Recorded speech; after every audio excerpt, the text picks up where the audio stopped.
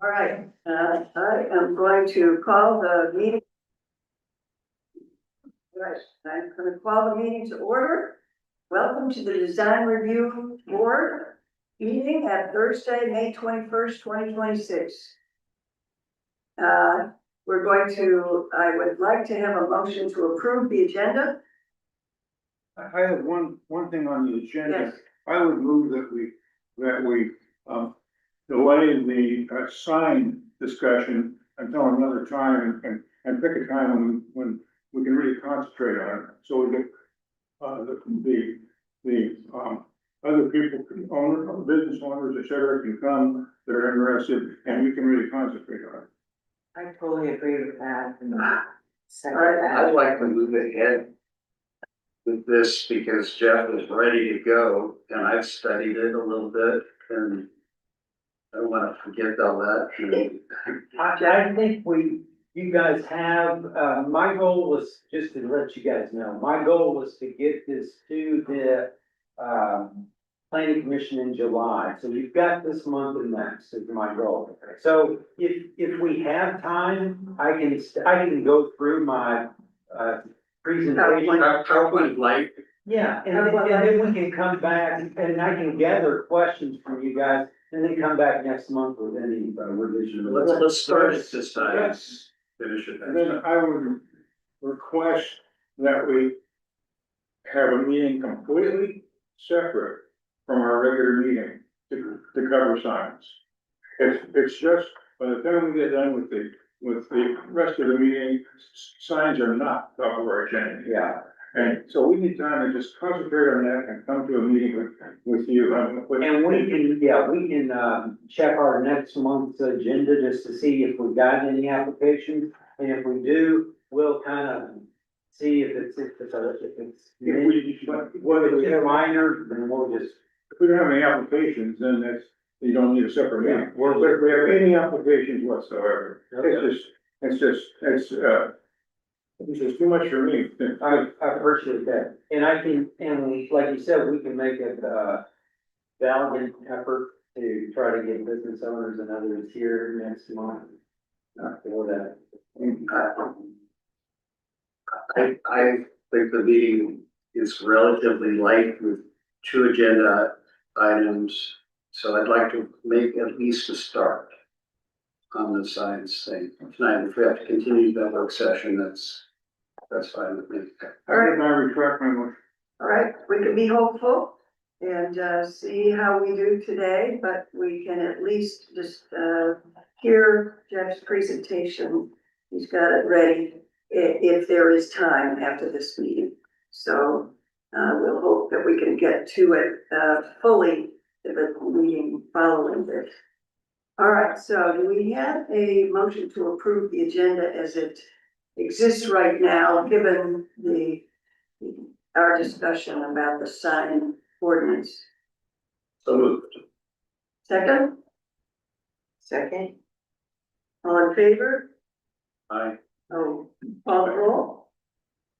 Board Member Dewar, Yes. Board Member Fossum, Yes.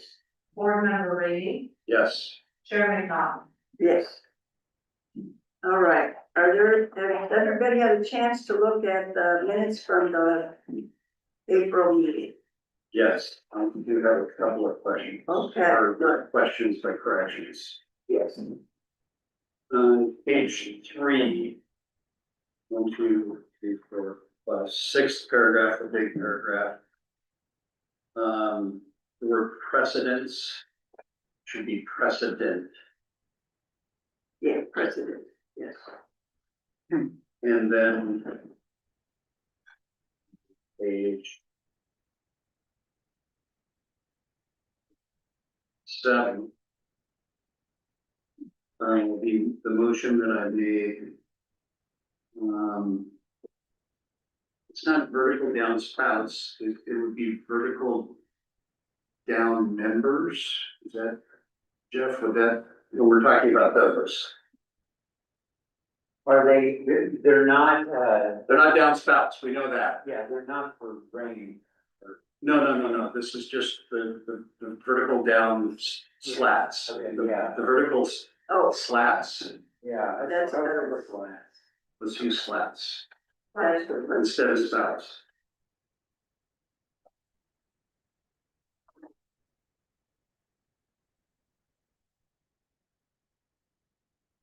Anything else? Any other corrections, amendments? That's all I saw. All right, do we have a motion to approve it as amended with those two amendments? So moved. All right, there are any seconds? Call the roll. Board member Rainey. Aye. Board member Coffin. Aye. Board member Hubert. Right. Chair McNaughton. Aye. All right. Okay, we are now in the public comment section. This is for non-agenda items only. If you would like to speak during the public hearing agenda item, your comments will be considered during the public hearing portion of the meeting when that item is considered by the board. Is there anyone who wants to make a public comment on something that is not on the agenda for public hearing? Who's that down there? Hello. No comments? No public comments, all right. Okay, so let's proceed to action items. We're going to DRB 2614. This is an application to construct a new mixed-use building. This is a quasi-judicial hearing regarding 2614. Jamie Lerma on behalf of Lula LLC, application to build a new two-story mixed-use development on the empty lot located at 240 North Spruce. The application will be reviewed against the criteria of municipal code chapters 1770-080 to 10 to 100 design review criteria. Does anybody object to the jurisdiction of the design review board to hear this matter at this time? No. Does any commission member believe he or she has a conflict of interest or a personal bias? Has any commission member had any ex-parte contacts or made a site visit? Site visit. One site visit, okay. All right, so I think we're ready for the staff report. Thank you, good evening. The application proposes the construction of a mixed-use structure on 240 North Spruce Street, a currently vacant lot that is zoned C1 limited commercial. Mixed-use buildings where the residential square footage is less than 50% of the floor area are permitted use in the C1 zoning district.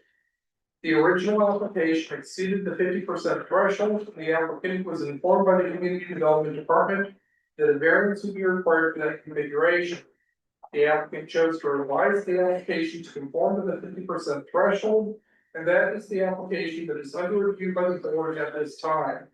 The proposed building will be 3 stories with a commercial space on the ground floor and 2 residential spaces above. Moving into the approval criteria. For the site design, I'm going to move to a revised site plan that was received a couple of days ago and sent over to the design review board.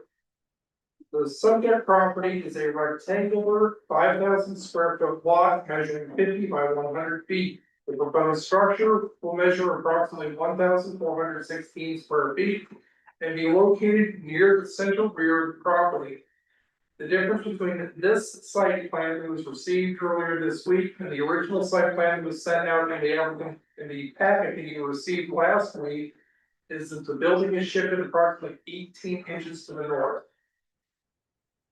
That is the difference. Otherwise, the size of the building and general layout are the same. The proposed structure again will be 1,416 square feet and be near the center rear of the property. Building will be surrounded by a paved walkway that will connect the property to 232 North Spruce Street, 232 North Hemlock, and 251 North Hemlock Street. This walkway will preserve the existing pedestrian traffic flow. Stairs on the southern property line that access one of the commercial units in 232 North Spruce Street are unaffected by the proposed walkway configuration. Municipal Code 1768-020 specifies that off-street parking requirements are determined by a combination of the square footage of the commercial area and the number of residential units. The building will have 1,416 square feet of commercial space in the ground level, which will require one space per 400 square feet. For 4 off-street parking spaces, the residential units will require an additional space each.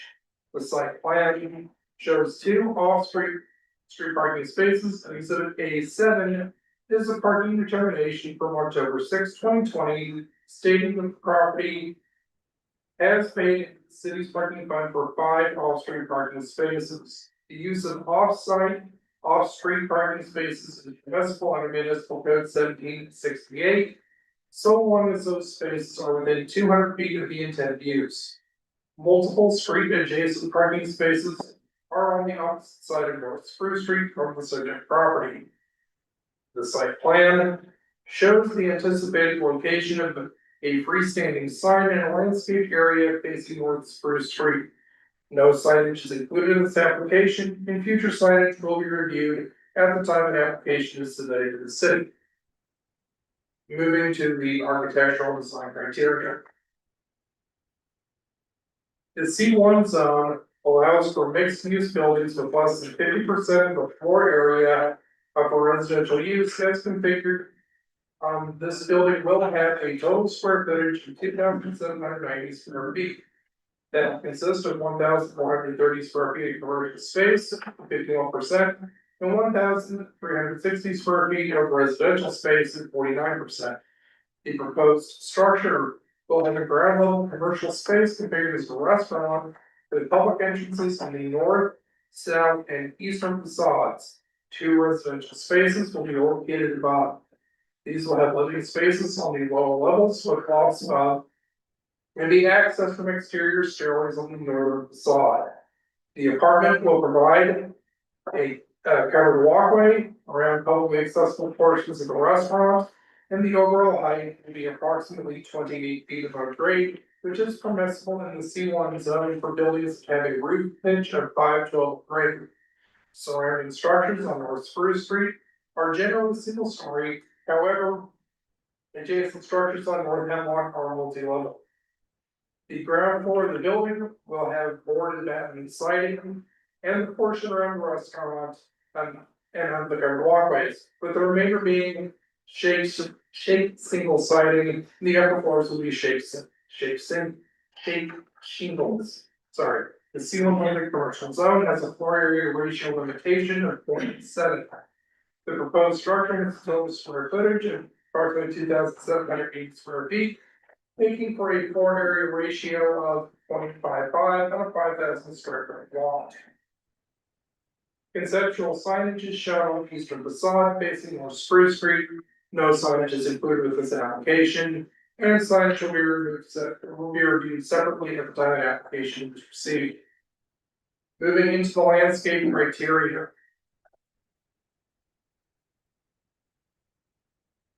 Municipal Code 1770-120, the landscaping standards for design review specifies that no less than 20% of a lot may be developed for non-residential uses be retained for landscaping, with half of that area be consisting of budding plant material. The application materials with the updated site plan state that approximately 2,080 square feet will be hard landscaping, i.e. non-parking areas that are preserved for pathways, etc. That is 41% of the lot. 975 feet for vegetated landscaping, being 20% of the lot. And an additional 515 square feet for parking, and that percentage is not calculated. However, the criteria for the 20% with no less than half being vegetated landscaping is satisfied by the amount of hardscape and softscape that is being provided for non-parking purposes. Multiple vegetated landscape areas will be located around property, providing separation from North Spruce Street and surrounding buildings. These vegetated areas will be planted with a variety of ground cover plants and shrubs, with trees including red twig dogwood and vine maple. The applicant's tree plan identifies 3 madrone trees, For removal and strengthens being in poor condition with issues including lean, trunk wound, dead branches, and canopy dieback. The tree plan also specifies tree protection measures that will be taken during construction for both on-site and nearby off-site trees that may be affected on this project. The measures identified in the report include placement of tree protection zones and pruning or limb removal. And that concludes the staff report. Thank you. All right. Question for Robert. Yes. This is a question. Doesn't look like a 512 roof. Did you calculate that? I did, a 512 roof is approximately 22.6 degrees, it's a relatively shallow angle. But it is a 512. It's interesting to get 3 stories and a 512 roof. It's a relatively narrow roof, Yeah, so that also probably has some effect on that as well, because it's not a particularly wide building. yeah, no, I'm looking at it, but it just doesn't. Yeah.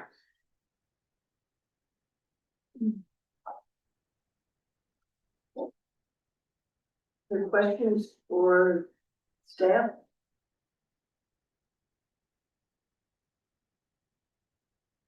I probably will, but I'm not sure what they are right now. Right. This is that helping. I did have a question about that second floor. In the middle, is it empty? The plan showed that would be an attic type of area for the commercial space below, but it would be a habitable space. Is it gonna be used for storage or why is it It would just be, structural? it would just be roof. It's too low to be habitable. What's that? It's not habitable. Correct, the plans don't show being habitable. Is it counted in the square footage? No, It is not. because it's not a habitable space. I don't see the lights, I see the lighting, but I don't see the position of the lights. So information about lighting fixtures was provided and that was sent out, but no, there was not a plan showing the position of the lights. That's something that the applicant can address. So, how are you sure you can improve that? What's that? How do you know we can improve that without a position? I mean, So the position information, you would have to ask the applicant about that.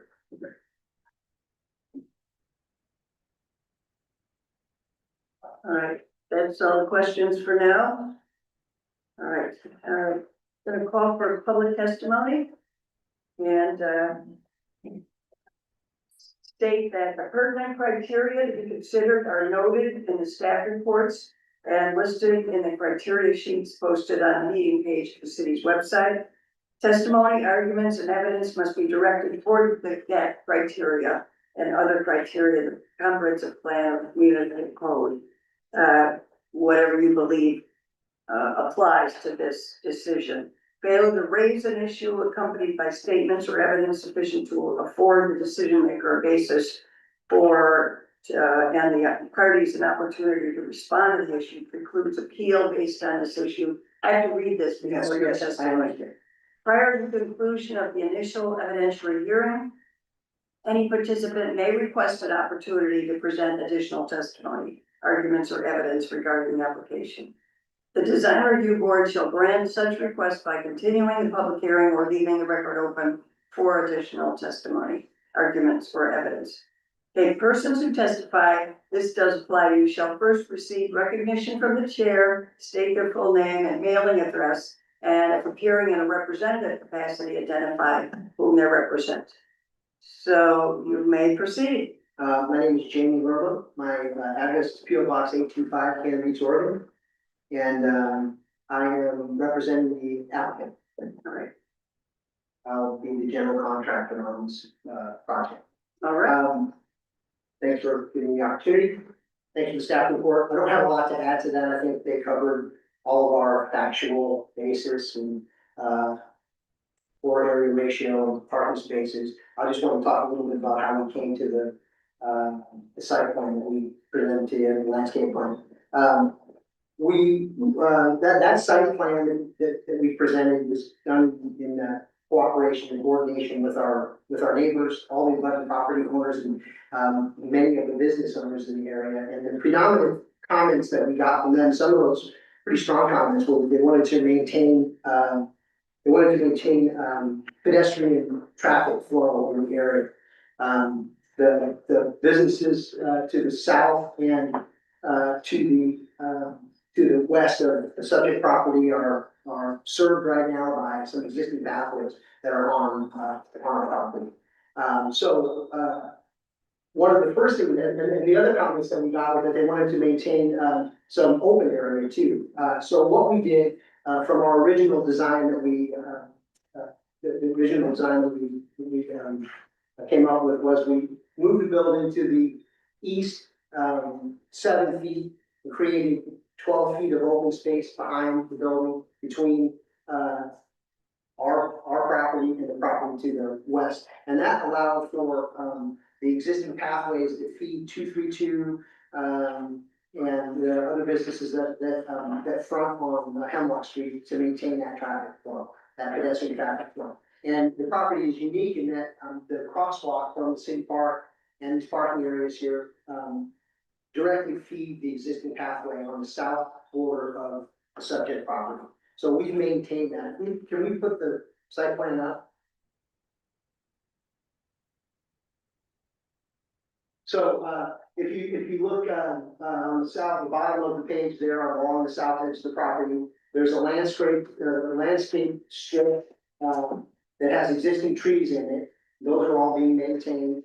There are two existing connections that lead to the property to the south, 232. And then that pathway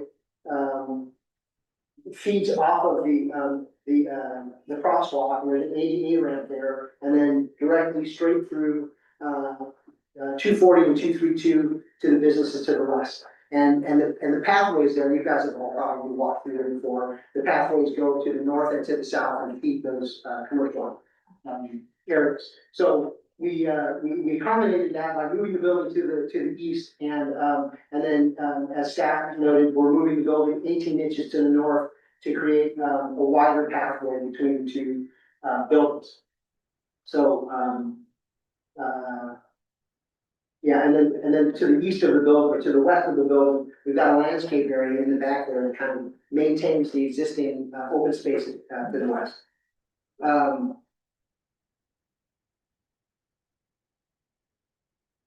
Regarding the landscape plan, our landscaper probably saw, we have a custom handmade landscape plan in the packet there. Our landscaper has 45 years of experience in this area. We've done projects with him in Cannon Beach previously.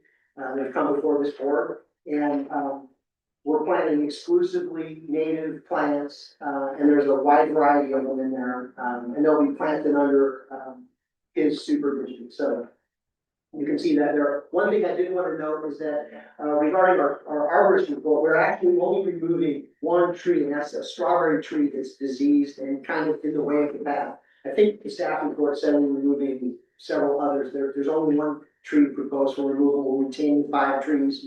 I think most of those are spruce, maybe one shoreline and one other. But really only one tree being removed. And we're planting a couple of other trees, and pine maples are on the plant.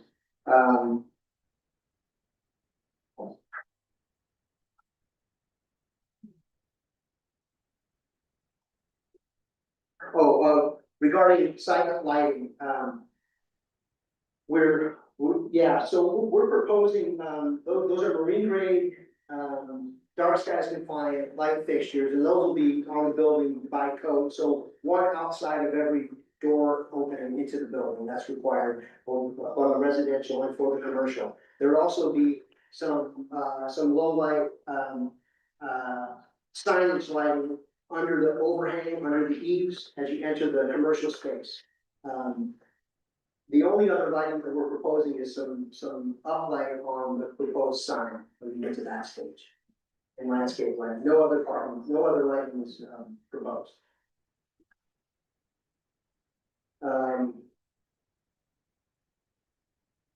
Regarding architectural design, the building is 100% cedar siding. There was a comment in the staff report that it was board and batten on the first floor. It's not. It's just vertical cedar that's gonna be stained black by our design. The second level is all shingles, and so that ties in with all of the abutting properties.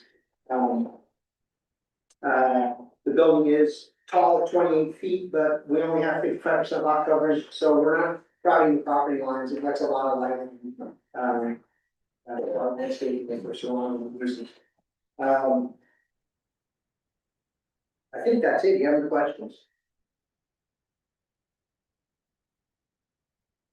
I have some questions about parking. Then you have 2 spaces Yes. here on the site plan.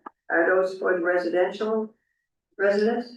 They won't be designated. I think they would be more for the commercial spaces. We have 2 spaces on site, and then the owner of the property is paid into the parking fund for 5 years, so there's 5 paid parking spaces in addition to that. Thought you Those two. had 5 paid so far 5 paid and then the 2 on site, so 7 total. and 2 on site. Yes. All right. Other questions? So there are 2 lights at each doorway. There's only required to be 1 light outside of every single door. And so we would do that. And they're, like I said, they're dark skies compliant, marine grade lights, those fixtures that are shown.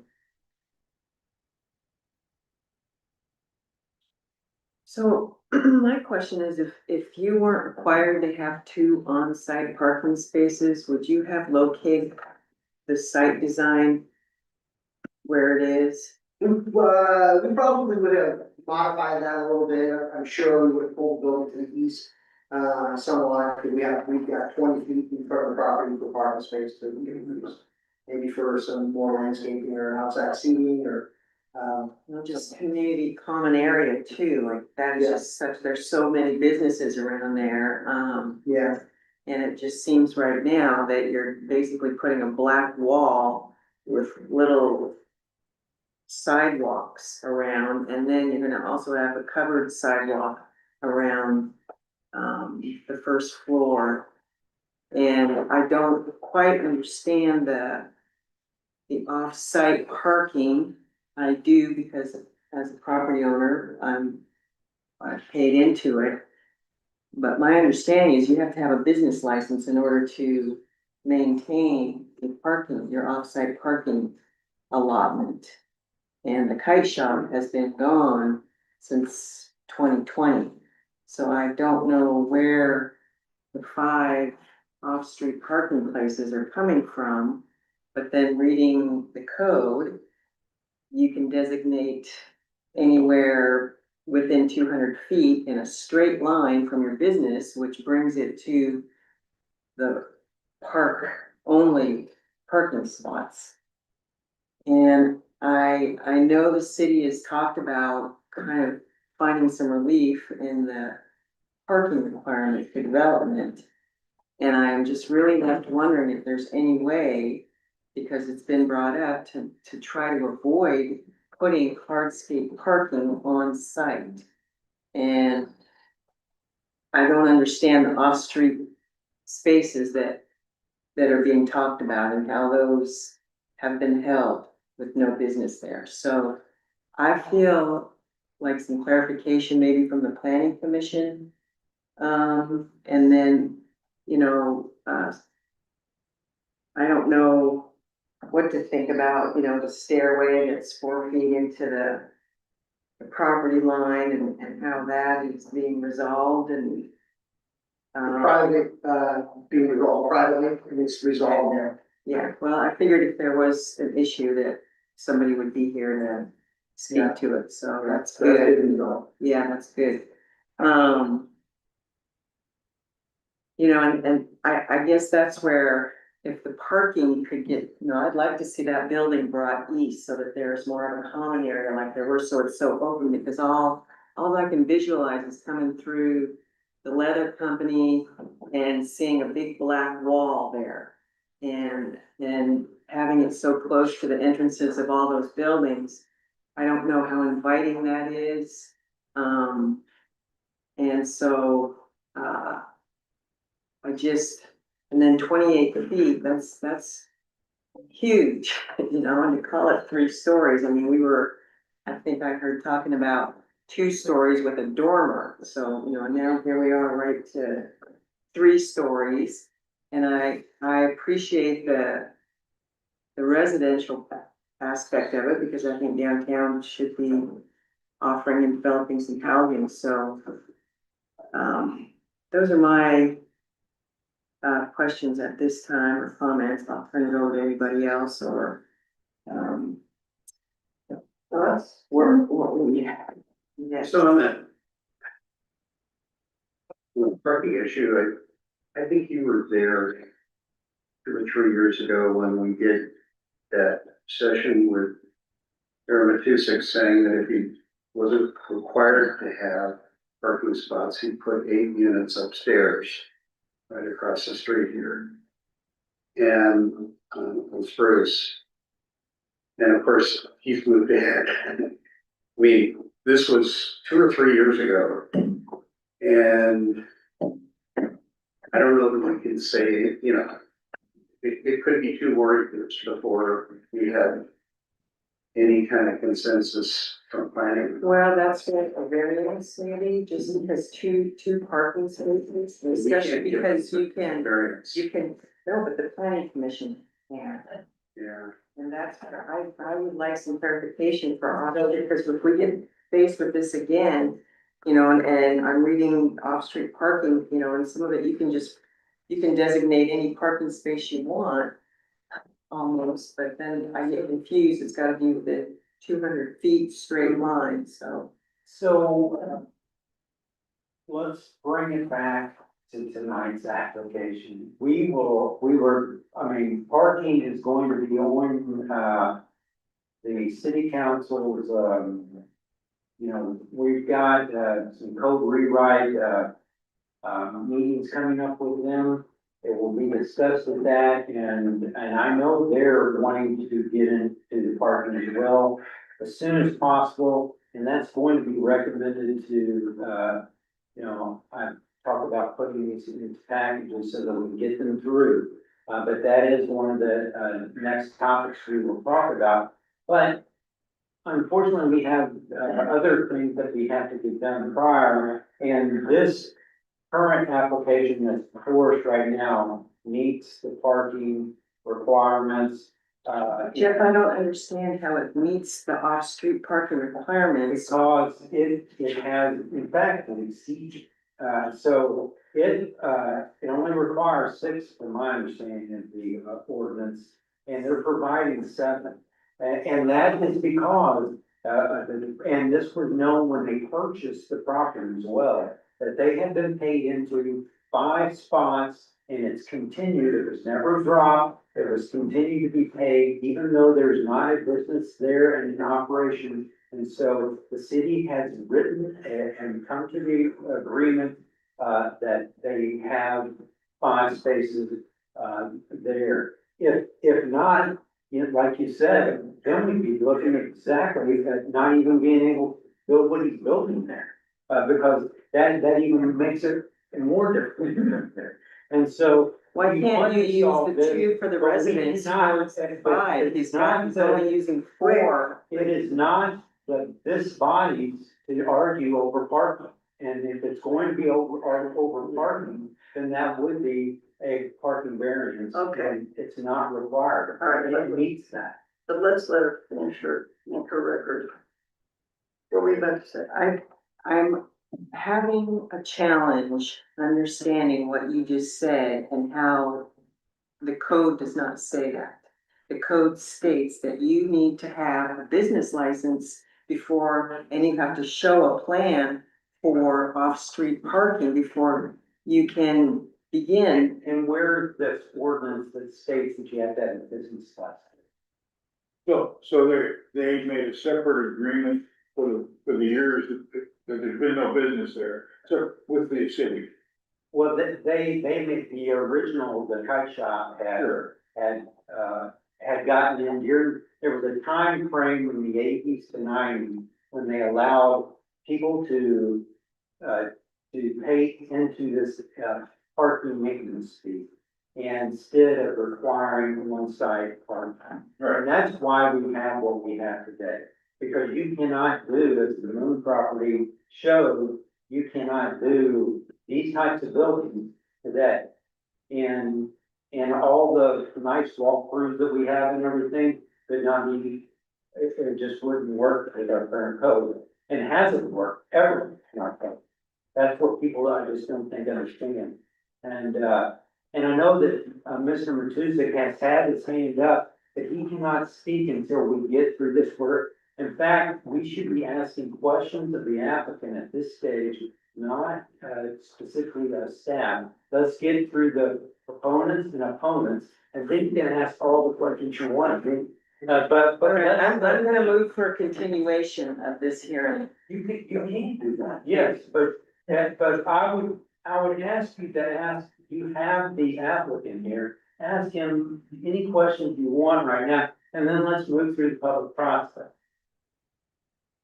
I have some design questions for you, and we'll table the issue of continuance after I've asked these questions. It might be relevant, it might be helpful.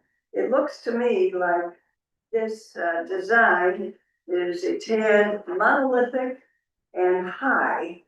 And now you say the wood is going to be black. I see, if this is a restaurant, if this is a kite shop, shouldn't it be a little more lively? I think that's a matter of personal preference. And Okay. just what the owner prefers.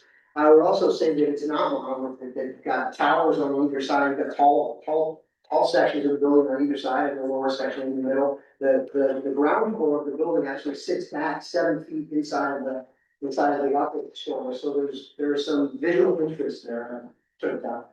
Okay, that's what I'm talking about, and that's part of our design Yes, of criteria. course.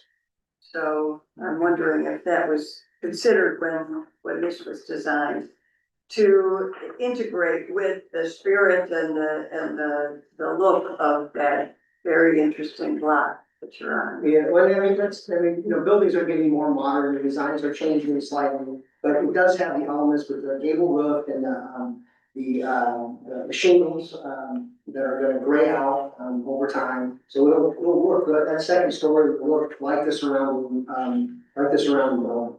And that first floor just has a vertical cedar on it. So, we thought that Jupiter's Bookshop. what's that? Jupiter's Bookshop doesn't fit in with that look. It doesn't fit into, with the bookshop. Neither does We the, don't have a CME block wall design for it. yeah. Okay, other thoughts about our criteria before we determine whether or not we're going to continue this or proceed? Well, I can go down our list of All criteria, right, which, it reflects and harmonizes with the natural characteristics and limitations of the site and adjacent sites. Absolutely. In terms of setback from the And we street. want to follow the procedure and ask for any other proponents and opponents and Oh, those yes, types of we're ready. things yes, before we do discussion. sure, yes, we can do that. I can just say, we're asking you to approve this tonight. We're asking questions about this. Okay. Yeah, we're not discussing what we're gonna do at this point, so let's have you talk about what, We can, Question. we'll hold off until our discussion then. okay, Criteria Um, applies in my opinion. all right. on the parking, if you could easily get a variance and not require those two off-street slots, would that work for you? If the parking was legitimately not required, then we wouldn't have it on the plan, but that's not, we're doing that to be in compliance with the code as it exists right now, so, if we didn't have to have it, we wouldn't, Right. yeah, So, but at this point, we do, so. That's why and it's- you could, it'd allow you to position your building perhaps differently. We could, yes. All right, any other questions of the applicant? And you're moving your building 18 inches closer to Jupiter Books. Yeah, it won't affect Jupiter Books because we're set back far enough that we're not gonna encroach on them. We're moving 18 inches to the north to create more space where the staircase comes off of 232 onto the southern property line there. And so it'll open up that section so that the through pedestrian traffic, that all of the surrounding businesses and property owners, felt was important in our design. So Jupiter's hits up right by the sidewalk, Yeah, they're right on the side. and you're well back, Oh, so. well, yes. Yeah. So that adjustment won't affect them, it just gives more space for pedestrian traffic. So you're gonna have to do a curb cut to get those 2 parking spaces in there, and that abuts the crosswalk? We won't have to, with 2 parking spaces, we don't have to do anything to the ADA ramp, we won't be touching it. We've got- No, but you're gonna cut, so there's 2, because there's just 1 right now. Yeah, and it goes off to the side of the building, so it's not in the right location. So we will have to do a curb cut and rebuild there where the existing driveway is. Is there any limitations to how close to the sidewalk you can back out into a street? I mean, if you're gonna back out and you're gonna head north and you have to back into that crosswalk. It'll certainly be more under control than it is right now, and it'll mimic what we have across the street. There are 20 parking spaces across the street, we all back out into that traffic, and there's no option for them, there's No, you no. have 2 back there. Yeah, All right, other questions? All right, are there any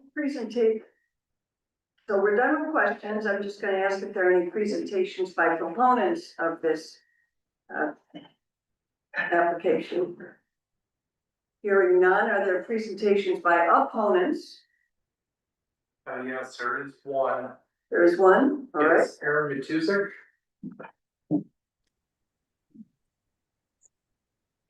Good evening, Design Review Board, Aaron Matusik, PO Box 1447, Cannon Beach.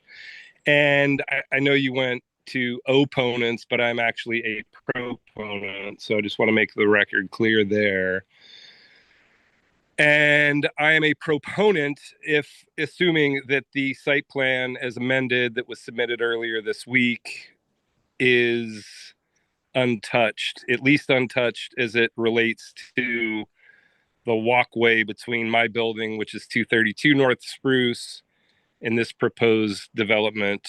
If that walkway stays as is, I'm in full support of the project, and I'm not sure if there'll be time to amend further to potentially change that walkway. I assume not. Things are working out privately behind closed doors. We've got agreements being drafted, but I just want to make clear to this board and be on record that we are fully supportive of the site plan as submitted today. Kind of veering off into some of the other comments I heard. Tim, you're absolutely correct. I would have loved to put 8 units above my building.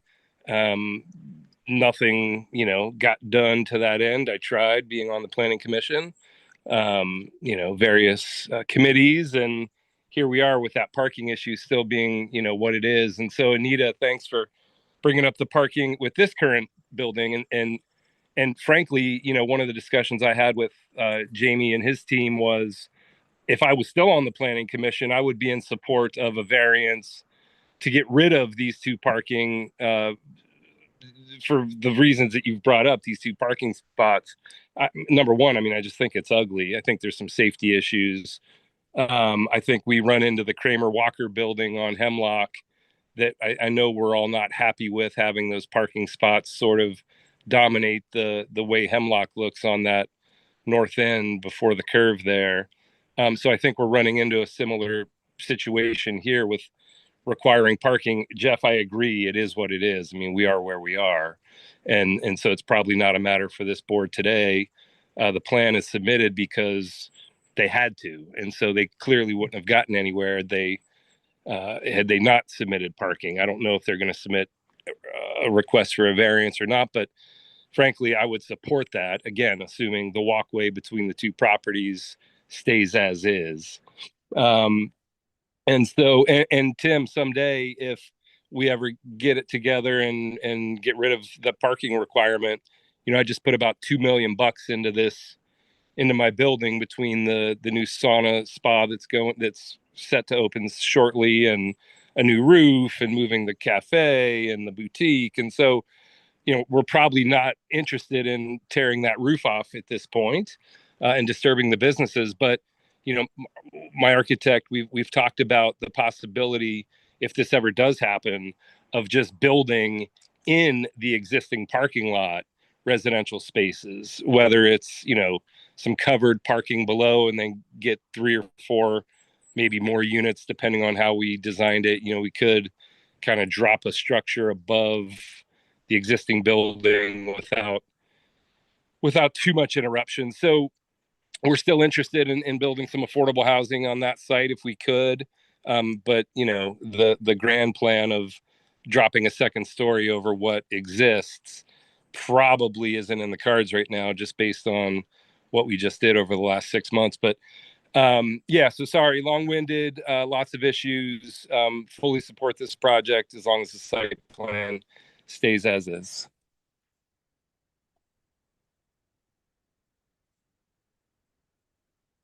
So let me ask you, you have looked at the plans as they have been submitted with the walkway dimensions and placement? Correct. Yeah, the original plans that were submitted for the April hearing, we were not, okay with, and made our voice heard, and have since had a month-long negotiation with Dr. Liu, the property owner, Jamie, and his team, and got to a point where we are now. The plans that were submitted early, the amended plans that were submitted earlier this week, fully, I mean, for several reasons, I think it makes the most sense, and is, without getting into the legal details of prescriptive easements, and how sort of, that walkway came to be however many years ago. And then the stairs that, came to be off of my building onto Dr. Liu's property, 20 some years ago. The walkway's been there for over 50, as far as I could tell through public record, and the stairs that come off of my building have been there since at least 2004, when the property was converted from the old fire station to what it was before we just did what we did. So yeah, I've been involved from the initial submission, from the first site plan to this current site plan, which again, we're great with the current site plan. I mean, other issues, height, where garbage is positioned, parking, not my business. Although I obviously, chimed in about the parking just because I heard my name mentioned, and I agree that, I think parking on this site makes no sense. And Anita, just to, further sort of go down the rabbit hole with your comment about the business license, I'm unsure about that, but one of the things that I did through a public records request months ago, when I heard that this project was, getting legs finally, was pulled records, just to make sure that this owner has been paying into the parking fund, and received evidence from the finance department that is true. So again, I don't know the specifics of the requirements, why they would need a business license, but I know they've been paying the funds, so I couldn't imagine that they're out of compliance with that. All right, I hear you have a lot of history with this, but as the plans are in existence now, you have no objection to them. The current site plan with the walkway as is, again, not speaking to anything else, who the architect is, if there is one, parking, garbage, not my business. The walkway, fully supportive. Okay. Thank you. Thank you. Thank you, Aaron. All right. Any other presentations by opponents? Or anyone who wants to say anything? Or is there a staff response to any of these questions or presentations? Staff recommends approval, subject to the conditions in the draft motion, that be, number one, that the applicant provide the department with an average grade survey required for a building application, and number two, that all required building permits be obtained prior to starting work. All right, do you wish to make any additional statement? Yes, All right, I just want to be clear that we're asking for your approval tonight, that we have not requested any variance to any codes or parking requirements. Our project meets all of the existing code requirements. Thank you. all right. All right. So, do we have a motion? Do we have any discussion that we want to make before the motion, or should we just? We entertain a normally motion? make the motion first and You then can discuss. make, you can make, yeah, that's not what my script says, but we'll go with that. I could be wrong. I think we've gone both ways. All right, we have, We table the Anita's motion. we would, Table the Anita's motion until we complete discussion, so. yes, we can do Can that. we cover Yes, do you want to make a motion? No. All right. Anyone want to make a motion on this, application? Do we need three motions, or do We are gonna do, well, yeah, we need a motion on the architectural design and the landscape design and the site plan. So we So, could do a combined motion unless the decision on one of the three is gonna be different. all right, let's move to, approve the architectural site and design plan. I'm interested in the discussion, but I want to get the motion on the floor so we can. yes, yes, and is there a second? I will second it so we can move forward. Discussion. This is the big issue, the architectural design. And so we have heard from a former, opponent who is now a proponent, and that's the only public comment we had. What do we need that would resolve the issues that have been presented today? I kind of wanted to hear what Anita had to say. I don't have the trained eye that you probably do. But I don't love, I don't know, shutters or something. I mean, it is kind of, the architectural presentation isn't beautiful from my perspective. It isn't necessarily key, but I would rather hear from somebody who has more training. Well, I don't know training, you know, as Jamie, you know, alluded to, it's everybody's own taste, you know, but for me, I think all I could see is a black wall. And I don't mind black accent doors, but a whole downstairs, you know, first floor black, just, I don't know how inviting, you know, maybe if there were more windows, I don't see that many windows for light, and I think that's where the monolithic look of just the two towers, you know, and I can almost hear that as how it will be described, you know, the two towers.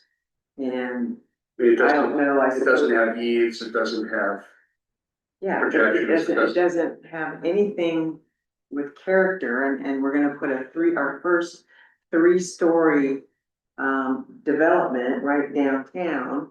And the parking issue just really gripes me that there can't be some sort of variance or way to either count those two with the 5 that they've been paying for off-street, you know, that there could be a workaround. So I'm frustrated by that, you know, because it just seems like it could be so much better and something that, you know, as a DRB member, I could be really proud of, you know, We had that same frustration with Kramer Walker Pot Shop building. We were like, oh, it's just right around the corner. You know, we're gonna get this done. It's too bad they can't wait. Here we are, whatever, 5 years later. I mean, well, I can't speak to that because I don't know why. But I just, you know, I mean, it and just that's, is what and it that's is. what, you know, because we have until what, August? You know, and not to, but I just. Yeah, I'm just having a bit of a challenge, with what's being presented and giving my blessing, I mean, I want to. I want to see that and listening to Aaron's support, that means a lot. But there's just things that I just am challenged with, feeling good about approving. Are there architectural elements in the surrounding buildings or in the neighboring buildings that could make it, that could be adapted or adopted by this building that could integrate it better with that space? Because that's what this is all about, is don't really need to take a page out of Jupiter's books. Well, see, that's the other thing is, you know, that property could get developed too, and then, you know, what are they boxed in with, you know, a sidewalk there, and I don't know, they've got 2 parking spaces, on site too, but I guess I thought that Cannon Beach was working towards not putting on-site parking, for property development, and it just saddens me that we're doing it, you know, and I just wish there was a way to, change that well, for this particular development at this time. it would make it better for the applicant, we've heard, and for a design if it wasn't. But he's also not requesting that. Right, and He's it's made not, his you know, feet in front of us, and he can always go get apply for a variance later if he wants to. yeah. And, yeah, But the I- applicant is living with the code. I think we have to, as much as I hate exactly what Anita is saying. It could be 2 more years, it could be 5 more, it's, Jeff, you're bad. Don't say that, don't. I mean, I'm as sad, I mean, Anita, I'm as sad as anyone. You do not know how sad. No, I'm sad, Jeff, I know. The thought that I would have to come back and this still hasn't been resolved. You know, we've got to resolve the part. If we want to keep Cannon Beach, it should be the #1 thing, in my opinion, that we change, you know? I mean, affordable housing is my passion, but to keep Cannon Beach, you need to change this part. That's it. Right. Are we allowed to ask you questions now? Sure. Oh, you great. If the floor area ratio were higher, and they could have gone to more apartment, more housing, right? Floor area ratio was keeps their. The floor area ratio itself is not what keeps the housing as an issue. It is the proportion of the building being used as residential versus commercial that comes into play.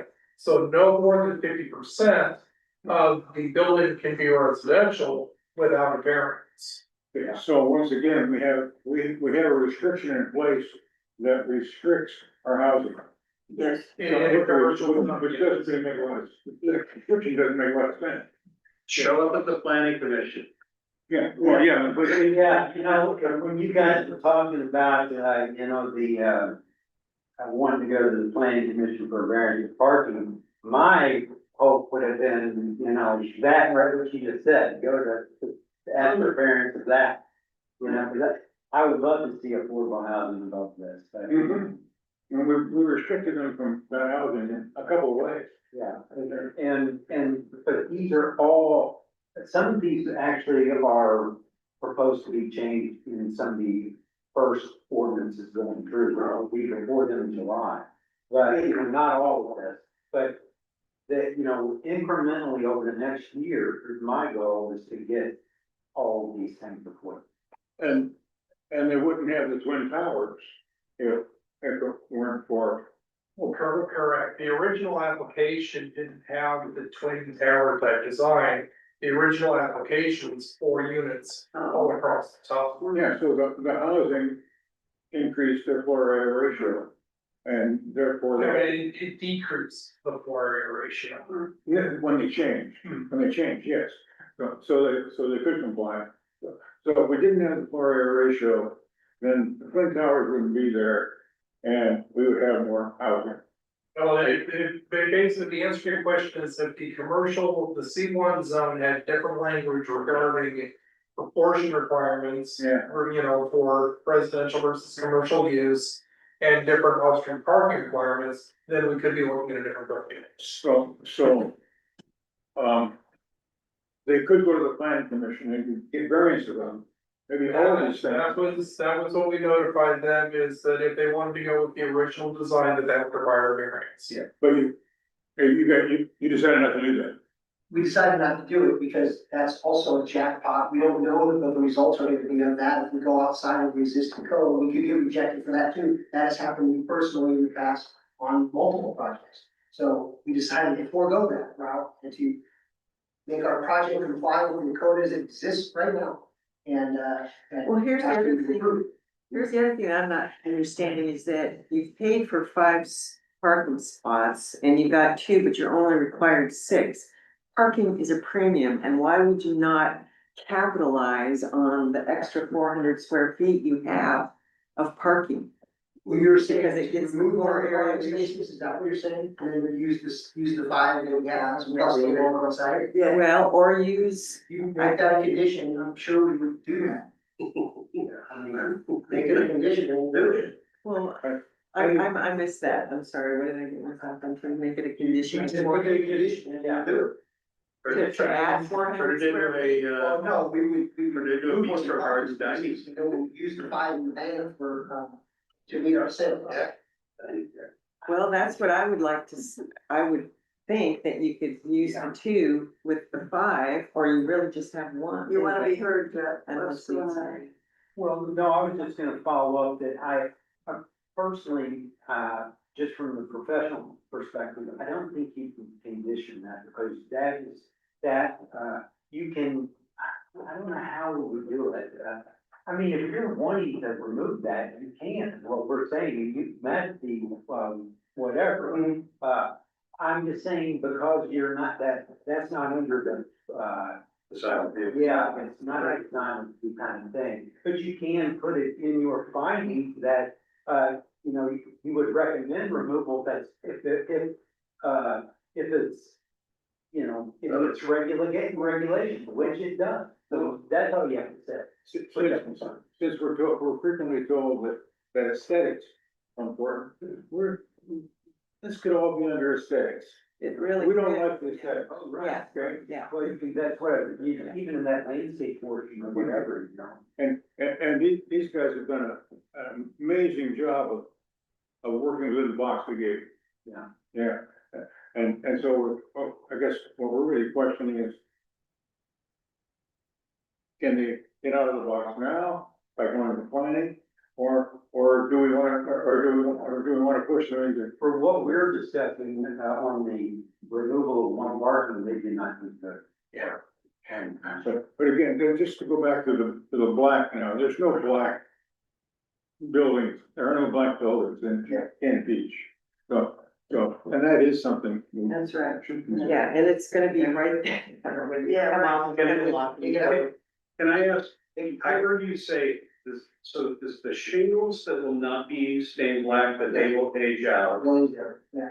It's just the vertical. Yeah, and that's just, yeah, and that could easily be, it says on the plans that it's a vertical cedar stained black. It can easily be not stained black.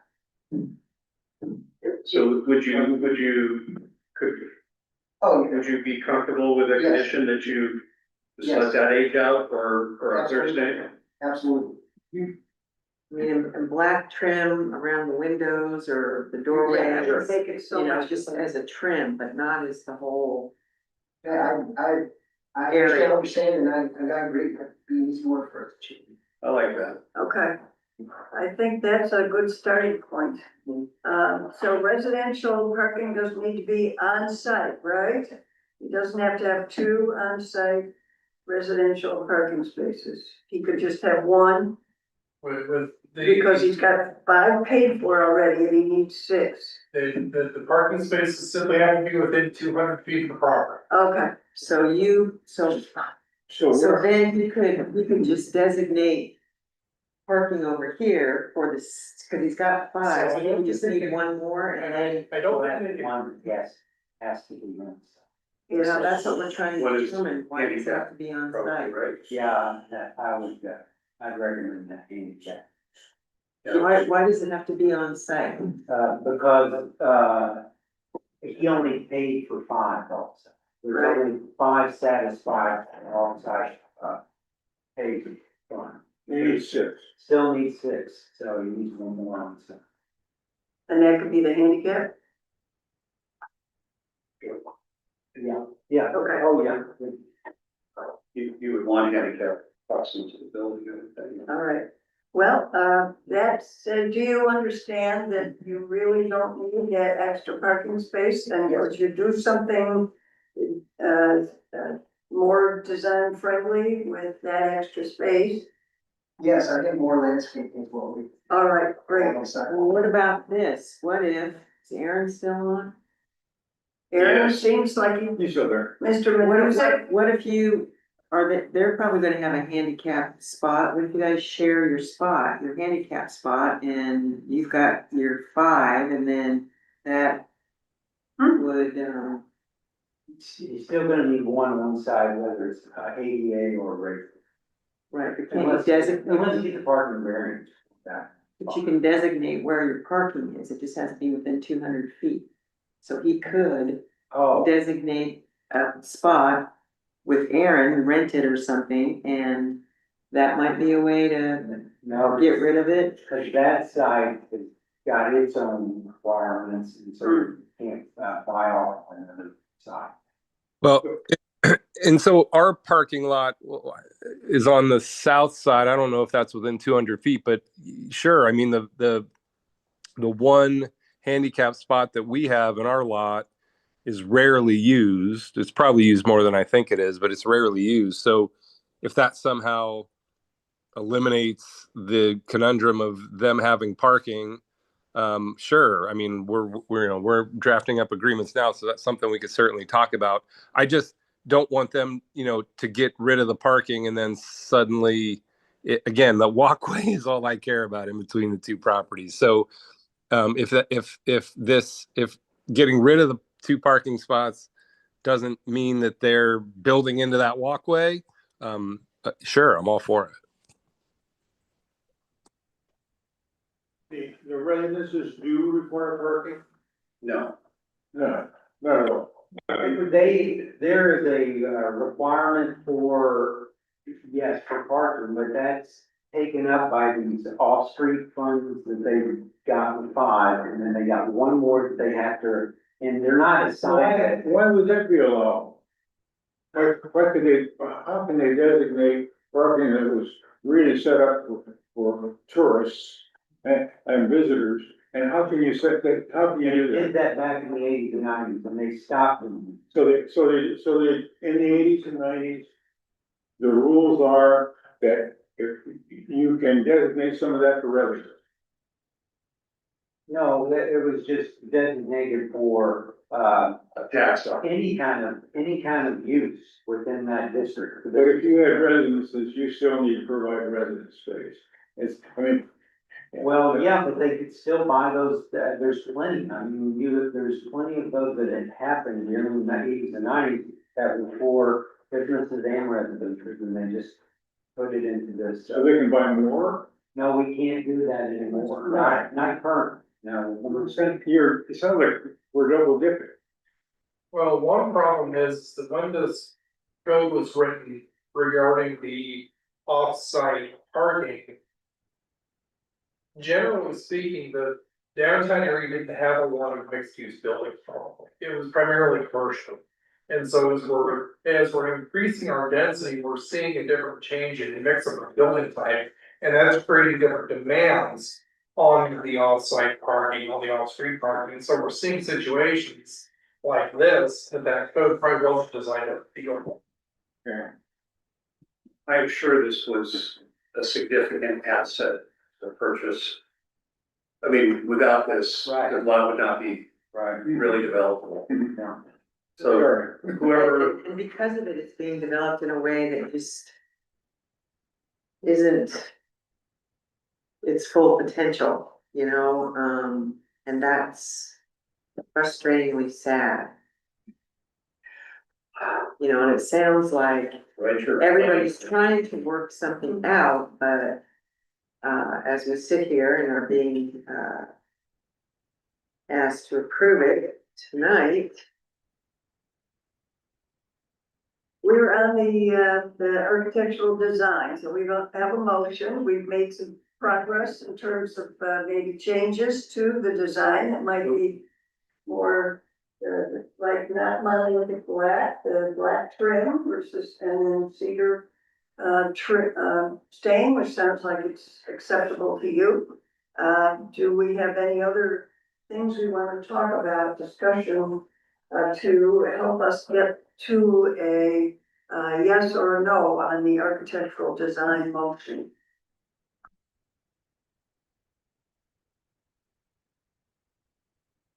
And we've also talked about the fact that you only need one more parking space on site, so that helps the applicant.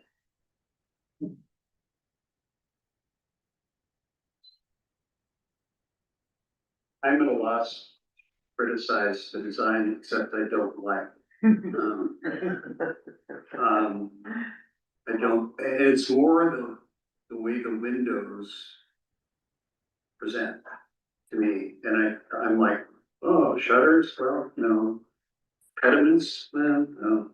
I don't know what the right answer is, or if there is an answer. Windows could be trimmed. I mean, right now, there's no trim, and that's kind of an older aesthetic, actually, for Yeah, cedar around windows, there's no trim on them, just about right up to the flanges on the window, and you go to that, but, you know, you can get some more visual interest, trim the windows out, trim the windows would probably give it some more give it a architectural. little, beef it up a little bit.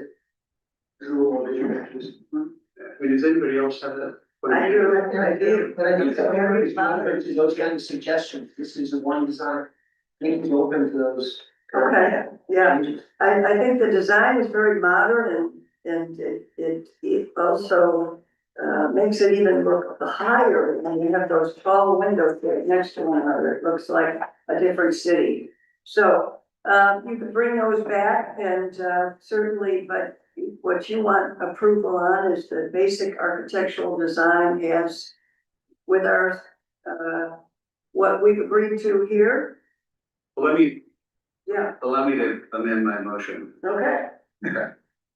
I'd like to amend my motion to state that, move to approve as presented, with the following, conditions of approval. One would be, that the vertical cedar not be stained black, that it be clear coated or something, some other treatment that would make it more harmonious.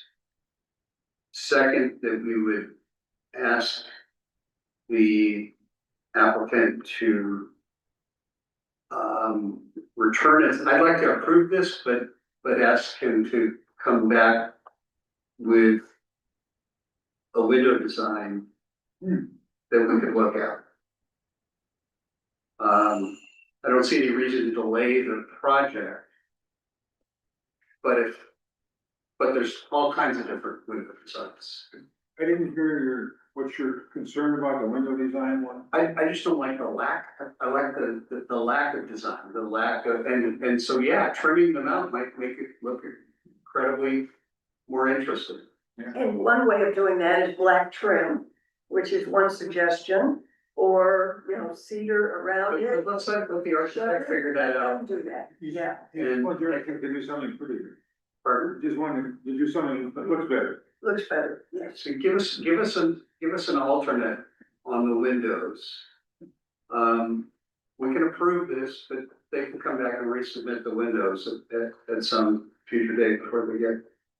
And look, And then the third thing is the design review board would note for the record that the second on-site parking spot may not be required. And that might be a nice dining deck or landscape space or whatever. well done. So Okay, a second, I'm gonna amend the motion. I would second that, definitely. Okay.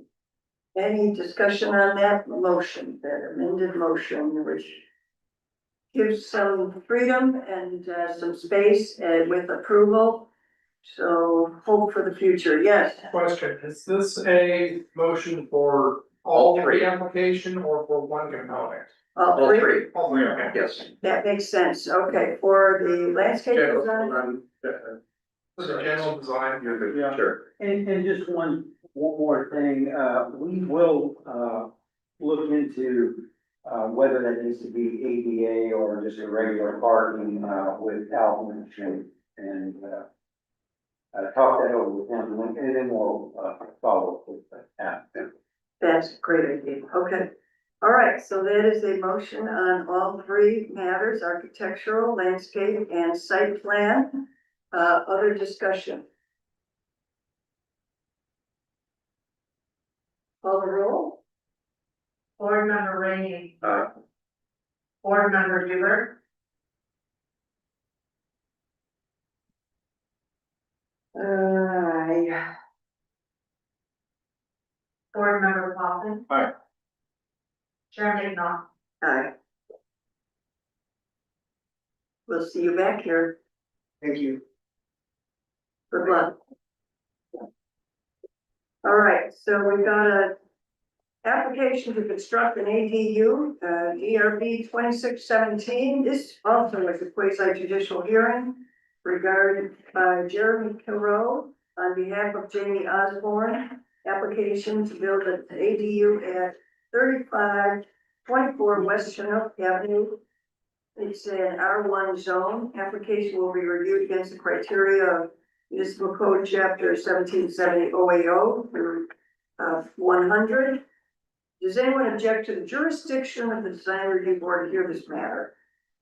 Any commission member believe they have a conflict of interest or personal bias? Any commission member have any ex parte contacts or made a site visit? Site visit. All right, staff report. Thank you. The applicant proposes the construction of a standalone accessory dwelling unit in the rear yard of 3524 West Chinook Avenue. The planning commission reviewed and approved the variance to off-street parking requirements in November 2025. Subject property is zoned R1 residential moderate density and is developed with a 2,453 square foot house. The construction of the accessory dwelling unit is permitted in the R1 zone, subject to development standards, including water coverage and floor area ratio. Moving into the approval criteria. For the site design criteria, the staff comment is the Cannon Beach GIS records indicated the property is 11,632 square feet and approximately rectangularly shaped. Existing improvements are located in the eastern half of the property. These include a single family dwelling, rear patio deck.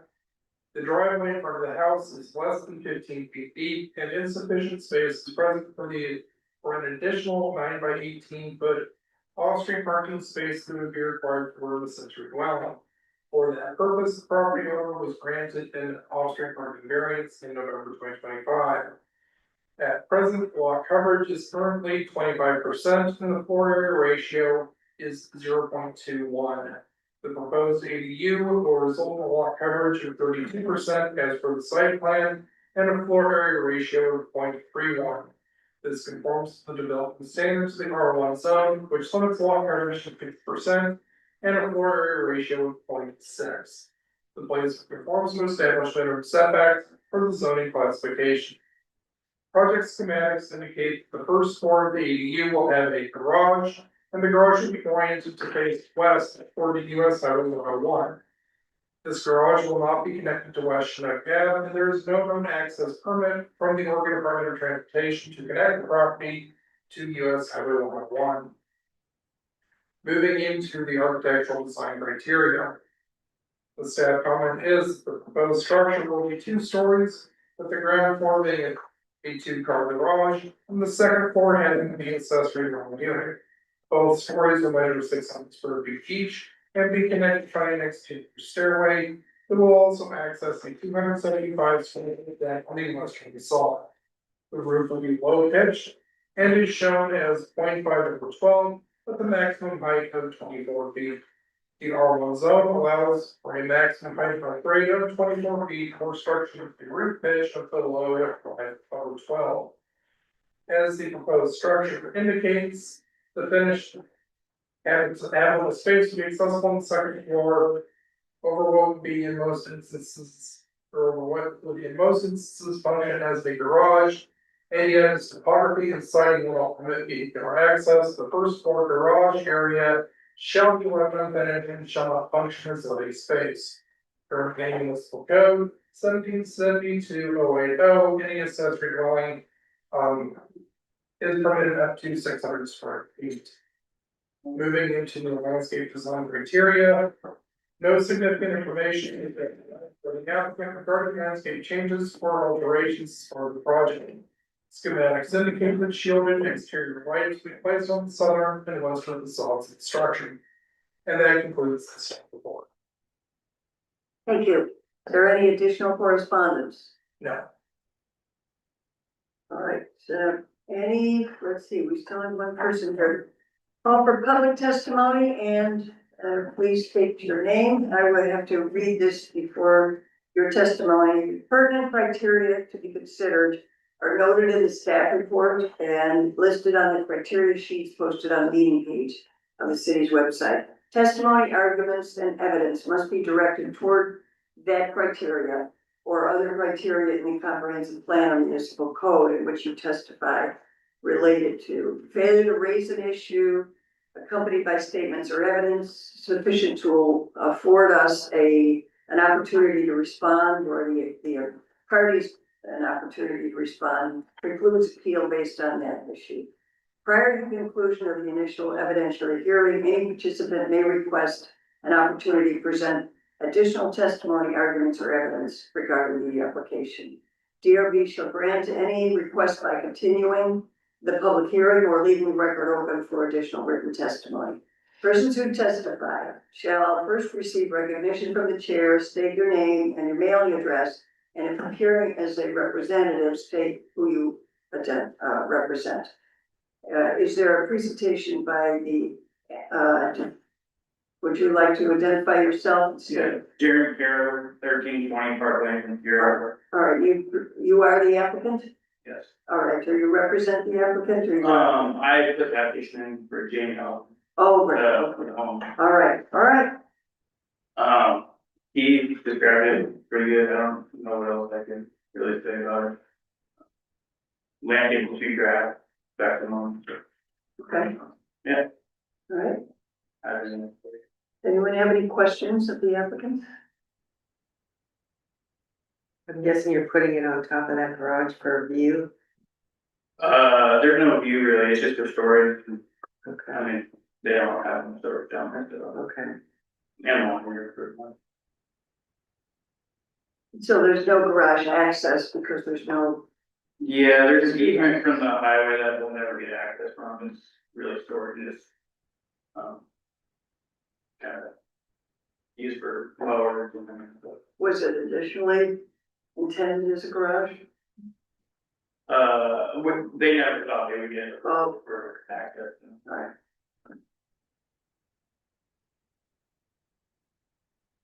other questions?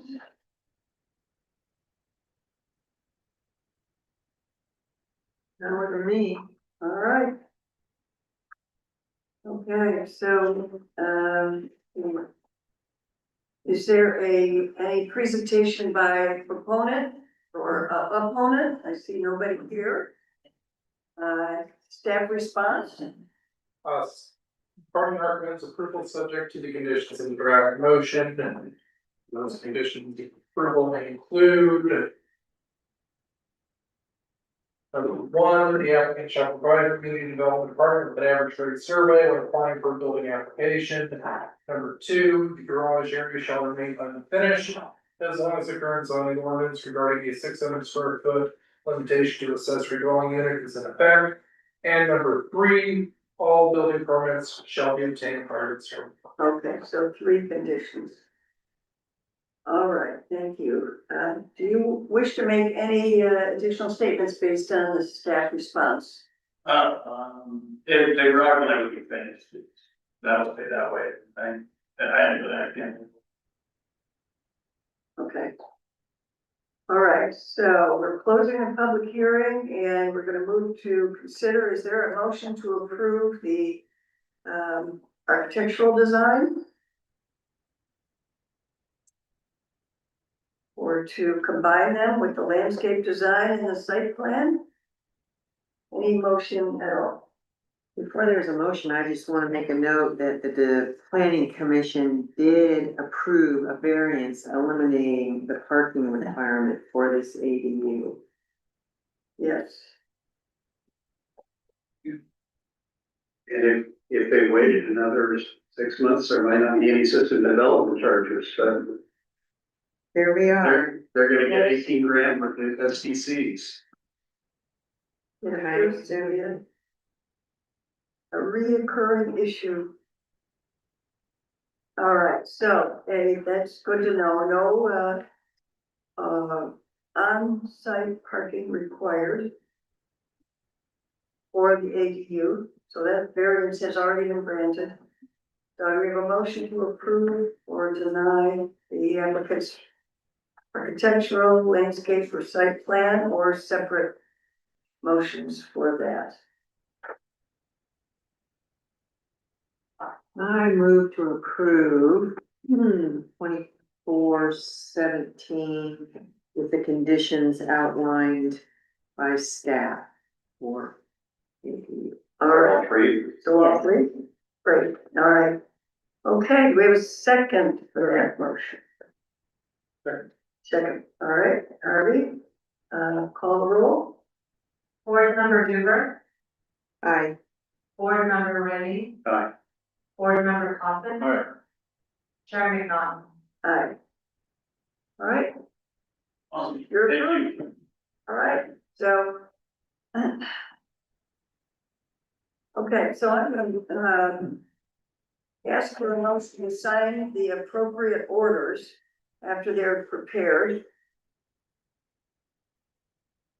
So moved. Tim, second? Harvey? Call the roll on that issue. Board member Coffin, all right, board member Rennie. Aye. Chair McNaught. Aye. All right, so. The hearings are concluded. We have a short work session on signage. Yes, and I'll just kind of go through the, that we discussed in some, the last time we held the work session, and summarize those, take any kind of comments or feedback you might have, and then I'll bring back, and we can pretty much do a similar one next time, and I'll invite, again, the, business owners and others if they could attend, you know, and, Point of order, Chair, would you give us leave to move over to look at the screen more closely? I would grant that motion, yes. That would be very good. Smart. And we'll look at the, agenda for next, month. We'll have this, the windows maybe for this. We have at least one other item. Okay. Sorry. Application to that. Okay. Well, So we can answer. that's the first. Well, and Yeah.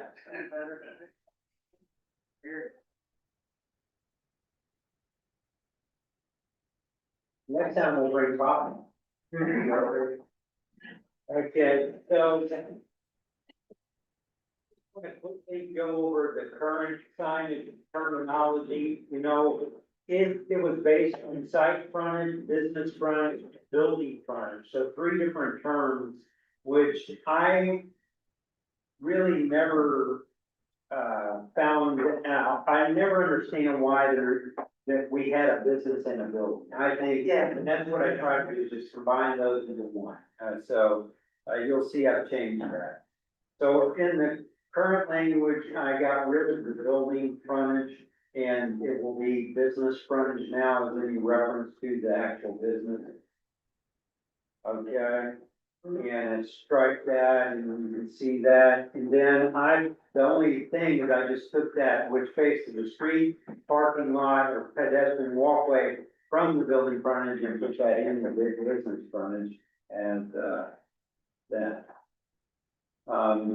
Then next up, I know some of these things, that we talked about in the past, and so I tried to make it, at least in the materials, a definition for wooden sign, which means that we don't currently have language on that. Means a sign made of solid wood and not an engineered wooden composite or faux wooden veneer finish. Cause I think that's what I've heard from you guys. You know, if they do wanna do something like that, they could, but they have to come back through you guys to get an approval on that, right? Whereas if somebody just comes with a wooden sign that is not faux or engineered, and it's true wooden sign, then we can approve it and administrative vote, okay?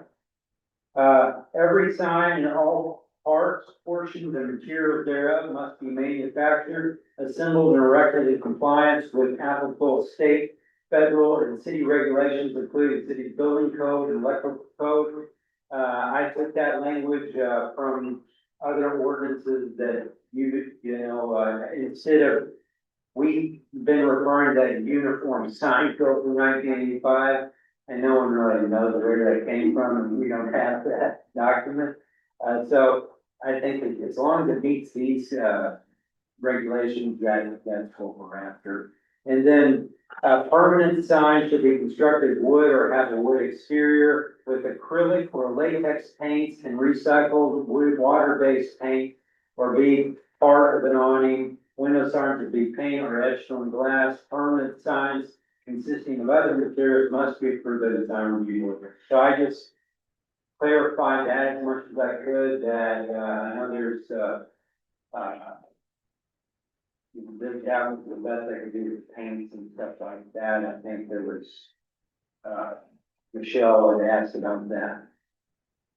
And then I broke it down, I've changed the structure of the ordinance, and so it goes by each zoning district. It will then give the total sign square footage per lot, and then if you have more than one business on a lot, then it goes to the total square footage per business, and then 3, the types of signs that are permitted in the district.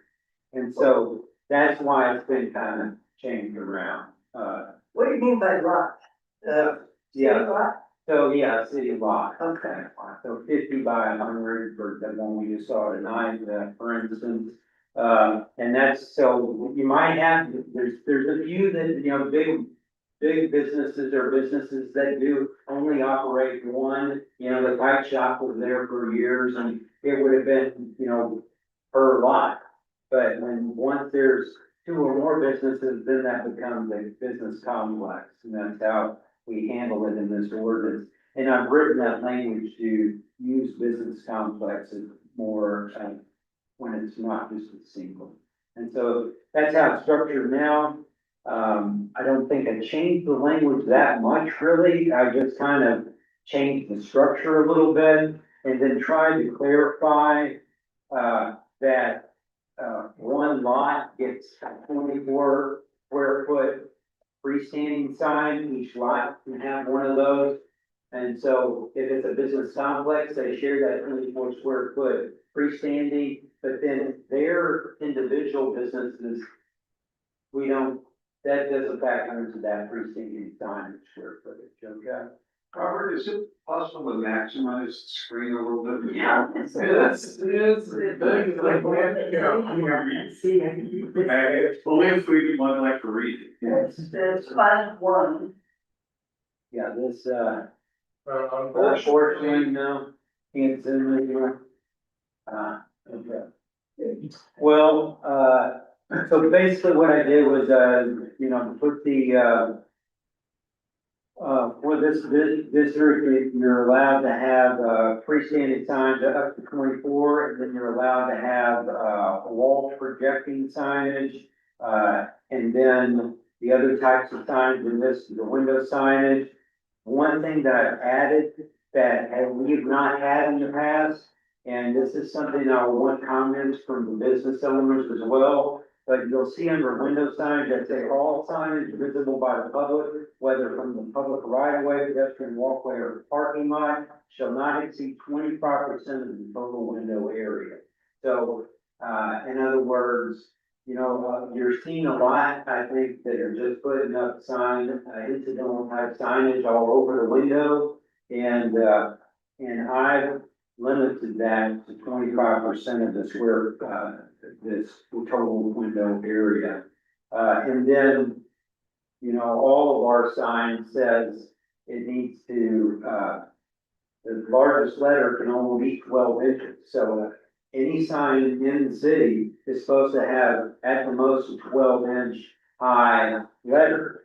I have put in that, unless they want to have larger and they can make that work within their total square footage, then that has to go before you guys as the design review.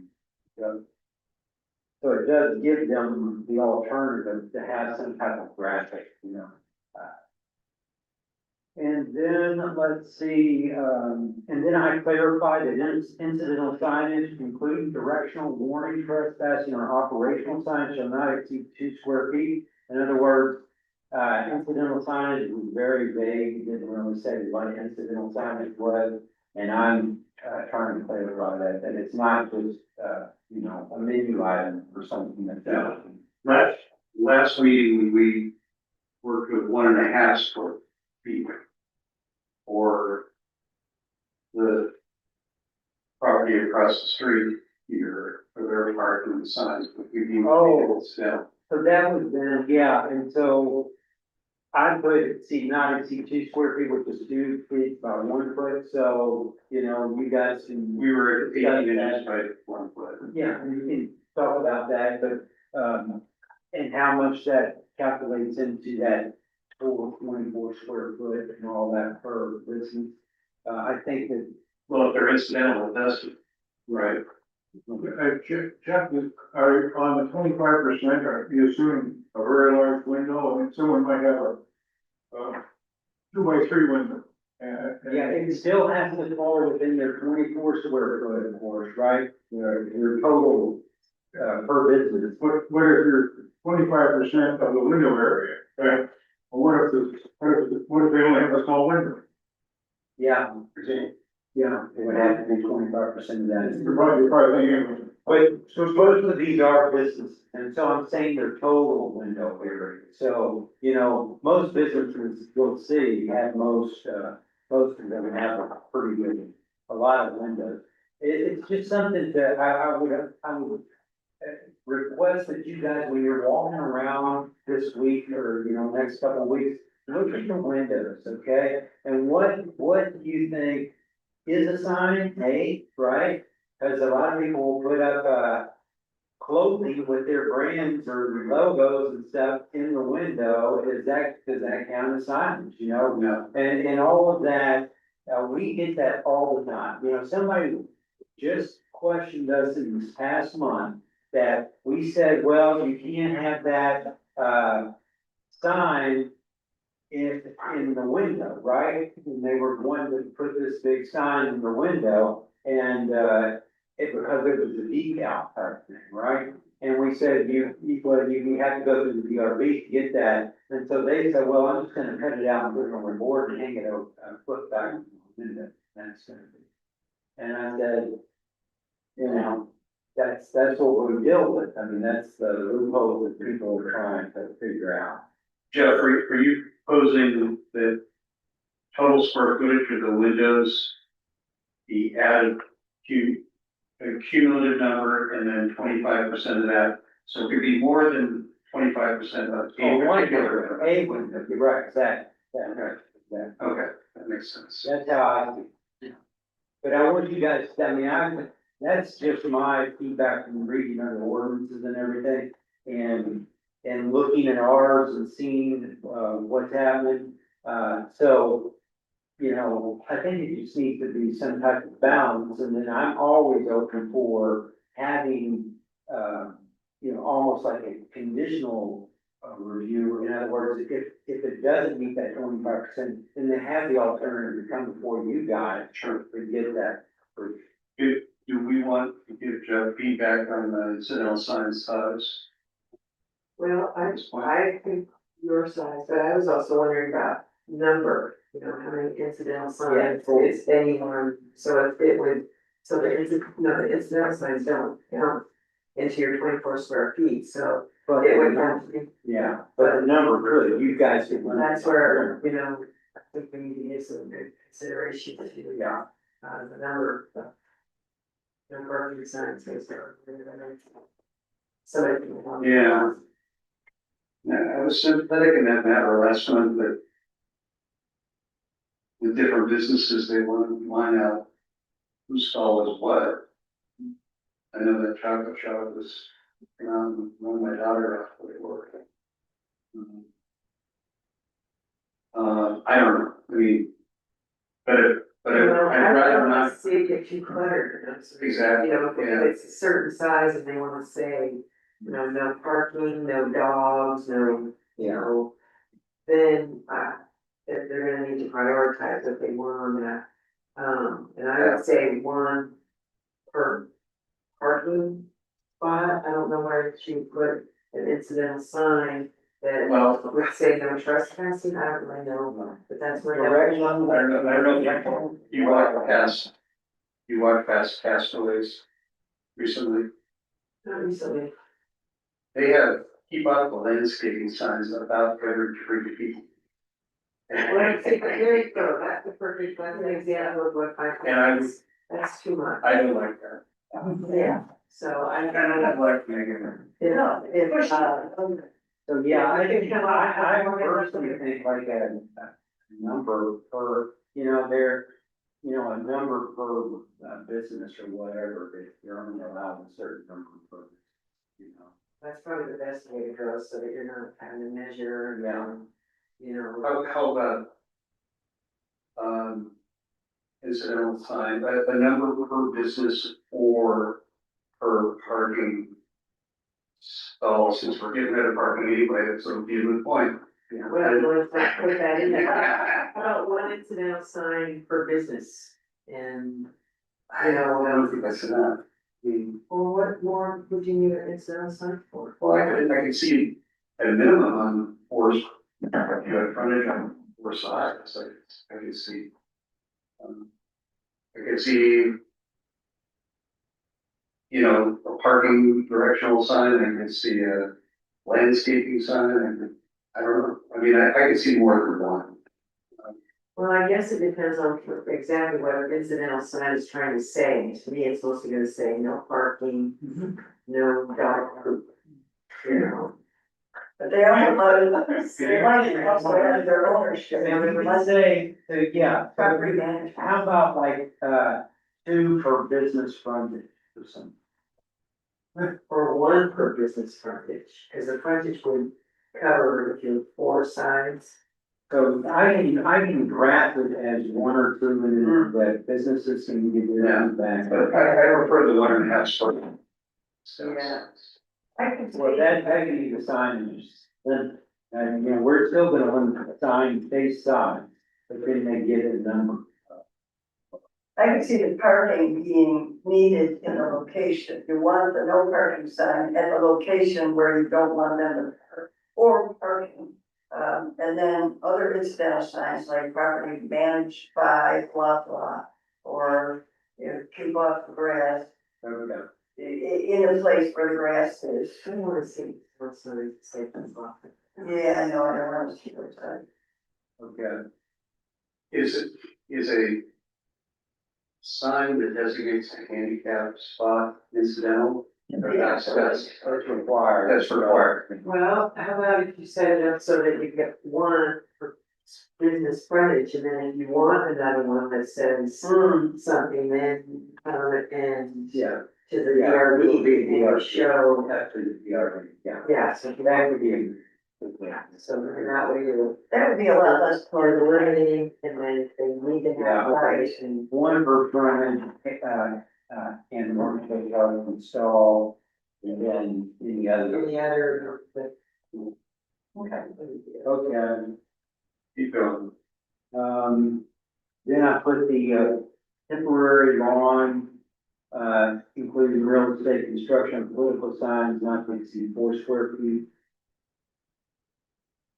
And then, on. Is that what our ordinance says right now? I think it's smaller than that. I think it is that, I can't remember. All the political signs are smaller than 4 square feet. I think that is what we wanted to do. I can check that. Okay, I'll check. Okay, and then, under exemptions, I changed the language here to hopefully get this correct. Signs other than neon signs internally, so these are what's exempt, right? Signs other than neon signs, internally lighted or any other prohibited sign within a non-commercial building visible from the exterior of the building. I think you're missing a bird, where is it?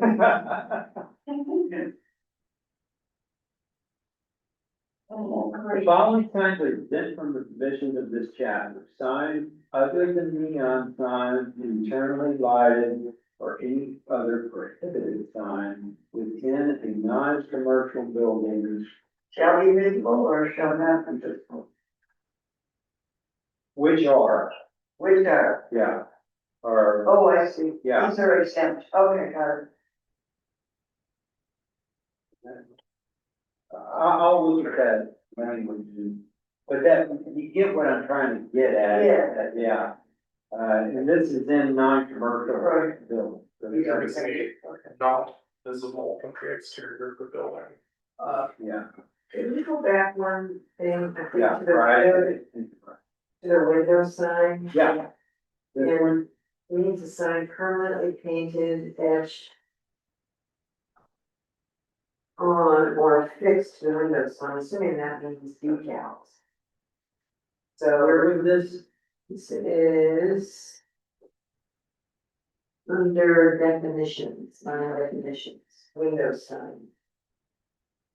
I'm just trying to get the conversation. I'm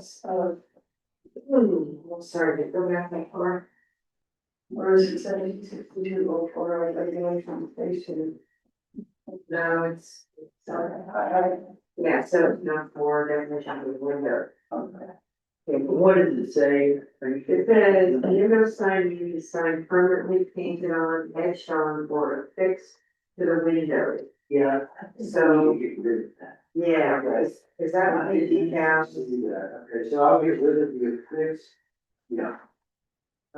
What's the reference? 17.62, what?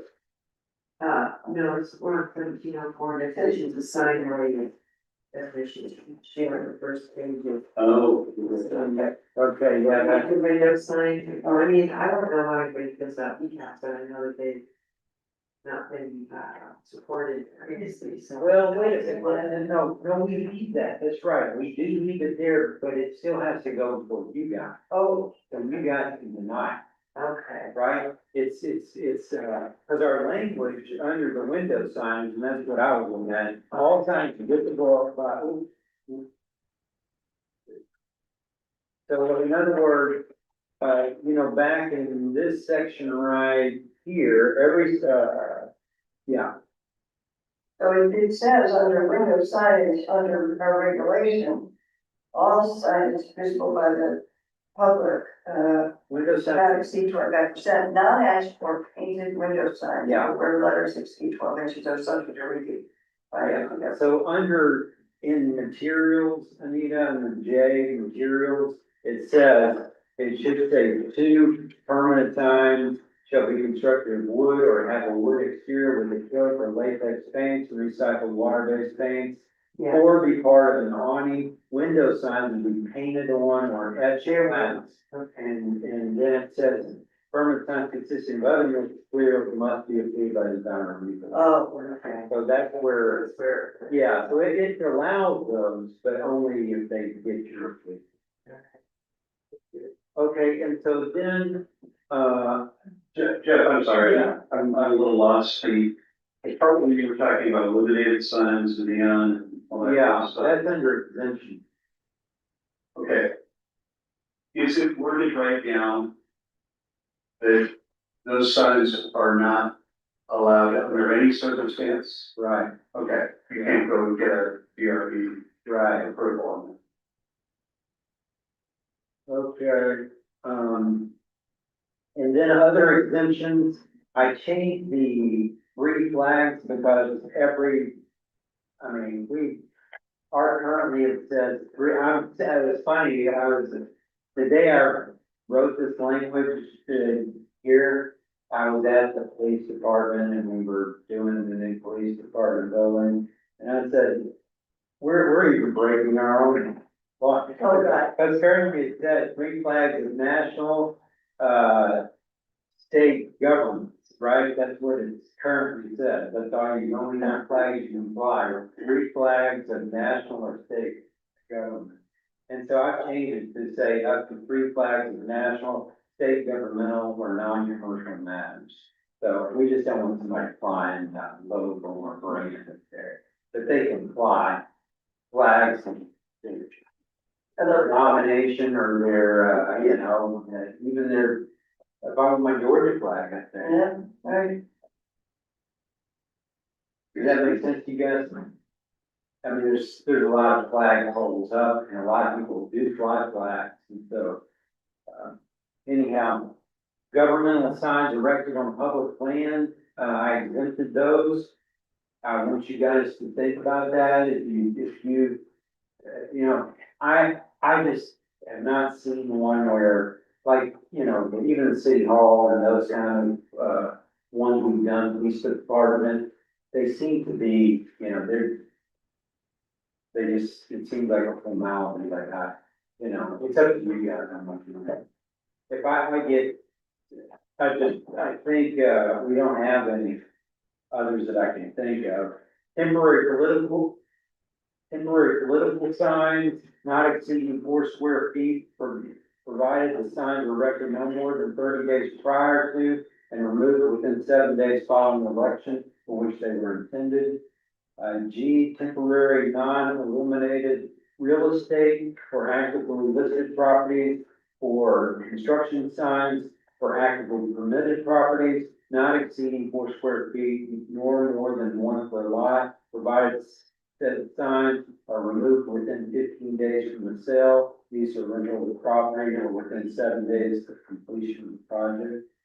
And H, temporary window signs that advertise seasonal or citywide events. Any questions on that, or anything that I missed for exemption? I heard something in here about, inflatable things for events. Do we really allow that? That does if they get a special permit, I see. yeah, for the special event, they can do that. Well, now, Bruce's Or if they're inflatable seasonally, do they need to get an event or okay? Cause I think that's where everybody kind of a little bit. Yeah.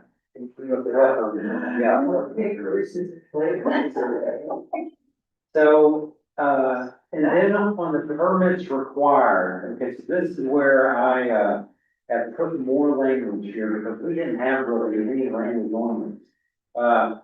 Sign permit required, a sign permit is required in each of the following instances only, upon the erection of any new permanent sign, except an exempt sign, and make an alteration to an existing sign, to alter an existing non-conforming sign, subject to 20C, to erect a temporary sign for a new business or grand opening, subject to 70. And then, change of copy, we have nothing in our language about a change of copy when somebody just wanted to change their sign in front face. Change of copy or otherwise altering an existing non-conforming sign is unlawful to change the copy on or otherwise alter any existing non-conforming sign. The sign must be brought into conformance with this title upon change of copy or an alteration with the sign permit required prior to alteration or copy change. And then talk about people stuff. So, then I've got review procedures. And so this is, these are things that that we see quite a bit. Each of the following signs are subject to review by the design review board. New freestanding sign, replacement freestanding sign, or existing freestanding sign being altered by more than 10% of sign areas. 2, non-wooden signs, 3, non-edged or painted wooden signs. So any of those would have to come before you. And then B, that should say B instead of A. Each of the following signs are subject to review by the DRB chair. Replacement signs for new or existing businesses where temporary signs is requested. So we get this all the time, or somebody, let's just take for instance, the latest one when Dwayne Johnson, moved out. And if we got a new business going in there and they would like to have some temporary signs up, we will allow them to put up a banner or some temporary sign over the current square footage of what's already there. We'll allow them to do that until they get that new one made, and we just call that, we've been calling that a minor, but in this one, we would go before the DRB chair and she would, sign off on that, a minor. So how long is temporary? Uh, New business? we usually give them 30 days. 30 days, okay. And then emergency signs where construction or normal business activities are impacted, and temporary signs are warranted, such as when they, wrap the building across the street to take out asbestos shingles and re-shingle it or whatever. They needed to move those signs because they block them entryways and stuff, so we allow those, and that's another one that we could hopefully do as a DRB chair for minor. Because there are a lot of these, happen pretty quickly sometimes, they'll you need to do it within the month. And then third, temporary banners, holiday or seasonal inflatables under the special events permit. Yes, it's the famous, special events permit goes through the special review committee. And so if they go and get a special events permit, they're allowed to do, 4 times a year for 7 days, special time. Who's the special event committee? That is, public works, fire, police, somebody has to, the staff level kind of thing. And then I summarized all of what I just said into this table. So hopefully, if we just clarify it into a further type of, what you need. I didn't change anything, I don't think, in anything, any other parts, and so, hopefully, I don't think I'm really changing that much. I just want to clarify some of these things we've been having trouble with, like the, materials, the total square footage, what's an incidental sign, how many of those things kind of you can have, and then the window signage,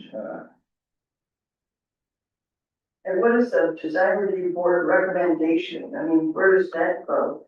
What's the procedure in, these variances? That's planning commission. There's a planning commission and they ask us for a recommendation. How do they get that between meetings?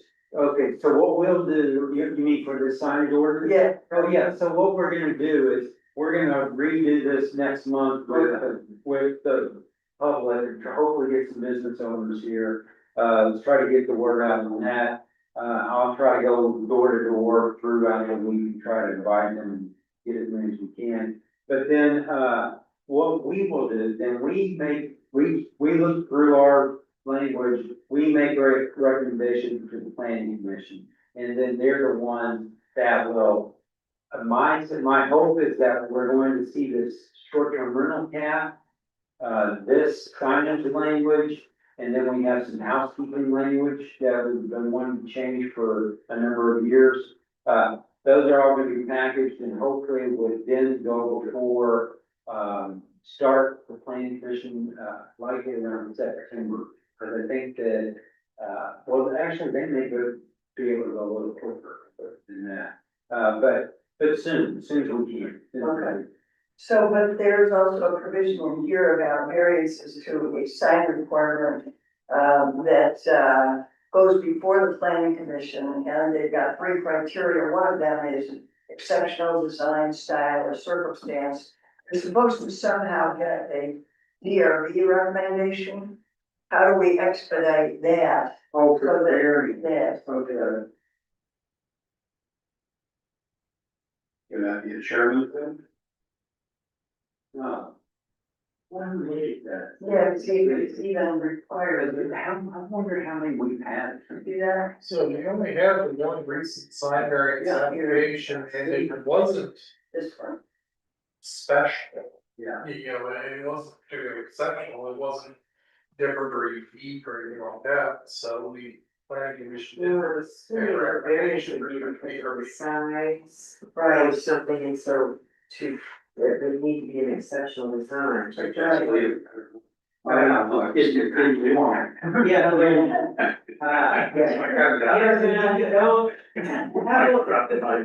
a look at that variance language though. I will too, because I, like Robert said, I think I've only seen it this one time, so we had. That I can remember. Jeff, may I make a request? Yeah. That you might consider the average age of the DRB. Well, I take the blame for this, because I noticed that Now, you can't see this, should not be. because this is here. Yeah. You can't see Yeah. this. He's the youngest one. When, in my PDF, it's darn Adobe, what it is, or Microsoft, I'll whatever. help you out. No, I just didn't do the review. I would like a minimum of an 11.5 times one, please. Absolutely. Yeah, we talk total transparency, well, it's not transparent if I can't read it. No, this is, On the chair review. I would like to see some language in there where the chair can decide to refer it to the design review, the entire board. Yeah. Oh, yeah, yes, exactly. There's some language in there, so. Would you guys like to get rid of sign applications and just have them all go to DRB without any, you guys having to worry about? Because it seems like, you know, having the chair sign some of the really easier ones, like Robert was doing. But then if you decide whether it needs to go to the committee, it seemed like it would alleviate, in my mind, I thought, the work that you guys do. And one of the probably most annoying applications that come in, just. I don't think, I mean, we don't care, but it's still gonna go through us. We still have to do all of the measurements and we gotta make sure that they More meet work for the. you to send Yeah, us. so then it's more work for us because we have to then. I was thinking that would just be easier. Yeah, You're gonna be late. Work. Yeah, we had a total square footage for the business, right? And right now, that is really complicated for like business complexes because, you know, past records haven't always been there, and so you're then, if like this one, that's going from 3 businesses to 4, or if they're increasing business, then you're having to do this total square footage per business on a changing. Yeah, it seems like there should be a way to simplify this, but you guys always have to do those calculations. Whether you're just saying or not. Right. So you would do the calculation and send it to us. We're not changing your work. Right, well, it's more work if you send it to us and sit here and speak. Yeah, and we can wait for you guys to make decisions on things that they're not doing anything, different, you know what I mean? Like, I would say this, for some permits, a lot of our sidewalks is often just kind of replacing the past sign. Now, our new business coming in, they're doing a sign that a wooden sign that meets the standards. The problem is, and most confusion has been what's a wooden sign. You know, I mean, that's not, you know, that's liable. Yeah, right, That's how it goes. Well, we just don't have language. We're proposing language that would make that. Want to say you're losing plywood out in this? No, that would come for you guys. If you don't, you don't, it's out. Plywood already makes sense. Yeah, it would. Yeah, Whereas now, you know, we don't have that kind of, so.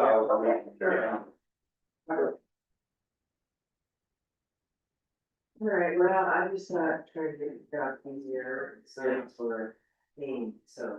Well, you guys can make that decision, make the discussion. If you want to see every sign, you're welcome to see it. Now, Well, every, you just, well, but, you know, You may you may not want to, we'll just say, here's the story. that's just the state of the world right now is more administrative review, less judicial review, or whatever we want to call ourselves.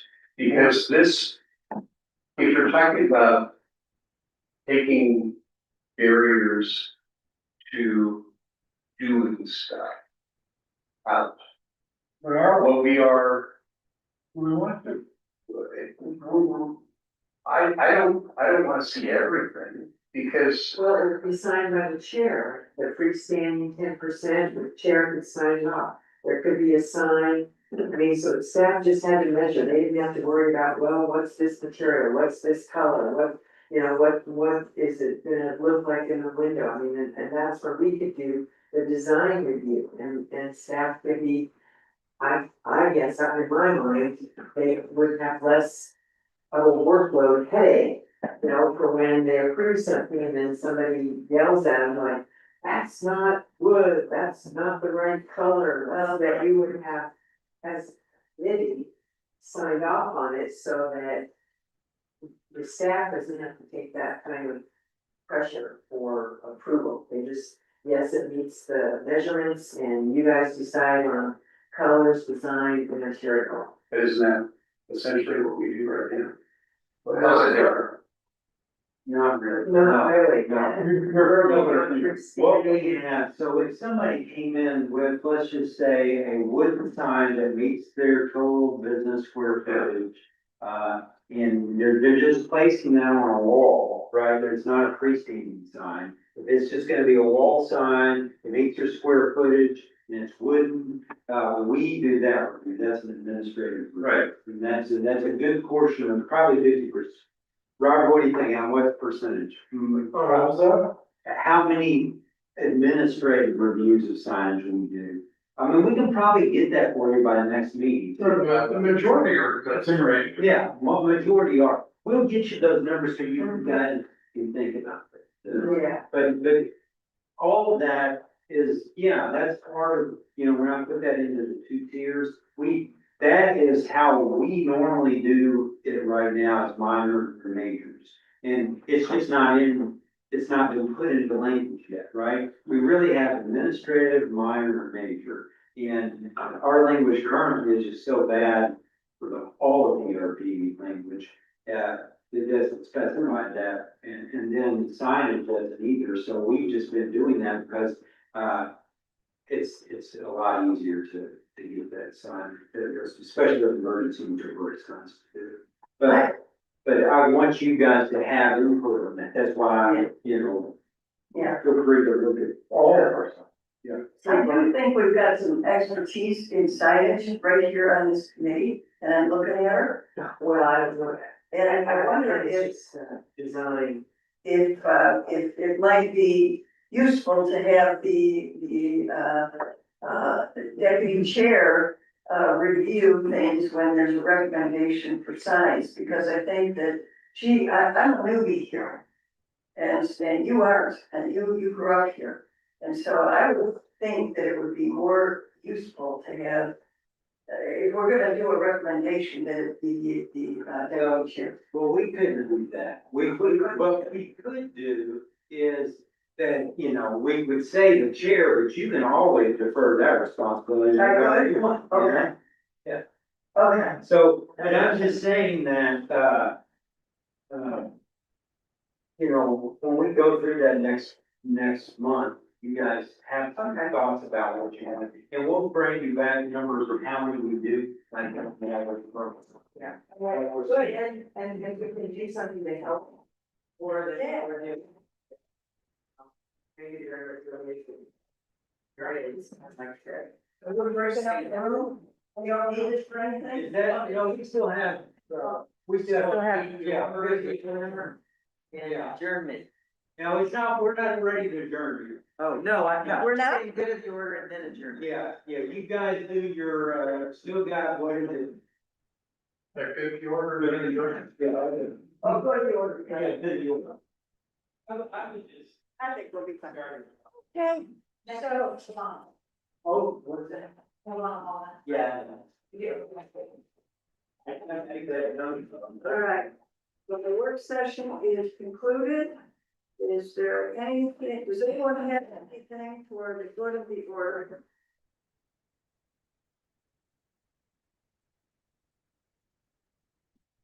So I would,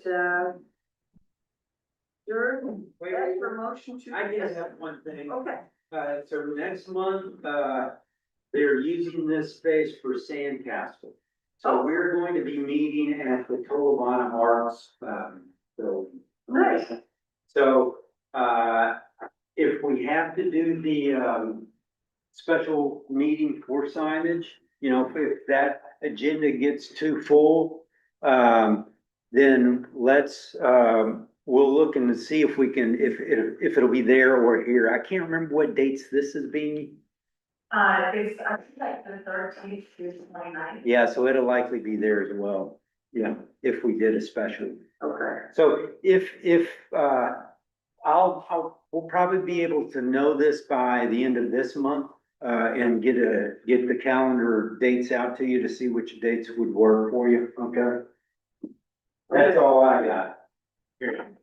Thank you. Any other matters for the good of the order? Okay, do I make a motion to adjourn or do I just adjourn? All right, we're adjourned. Great.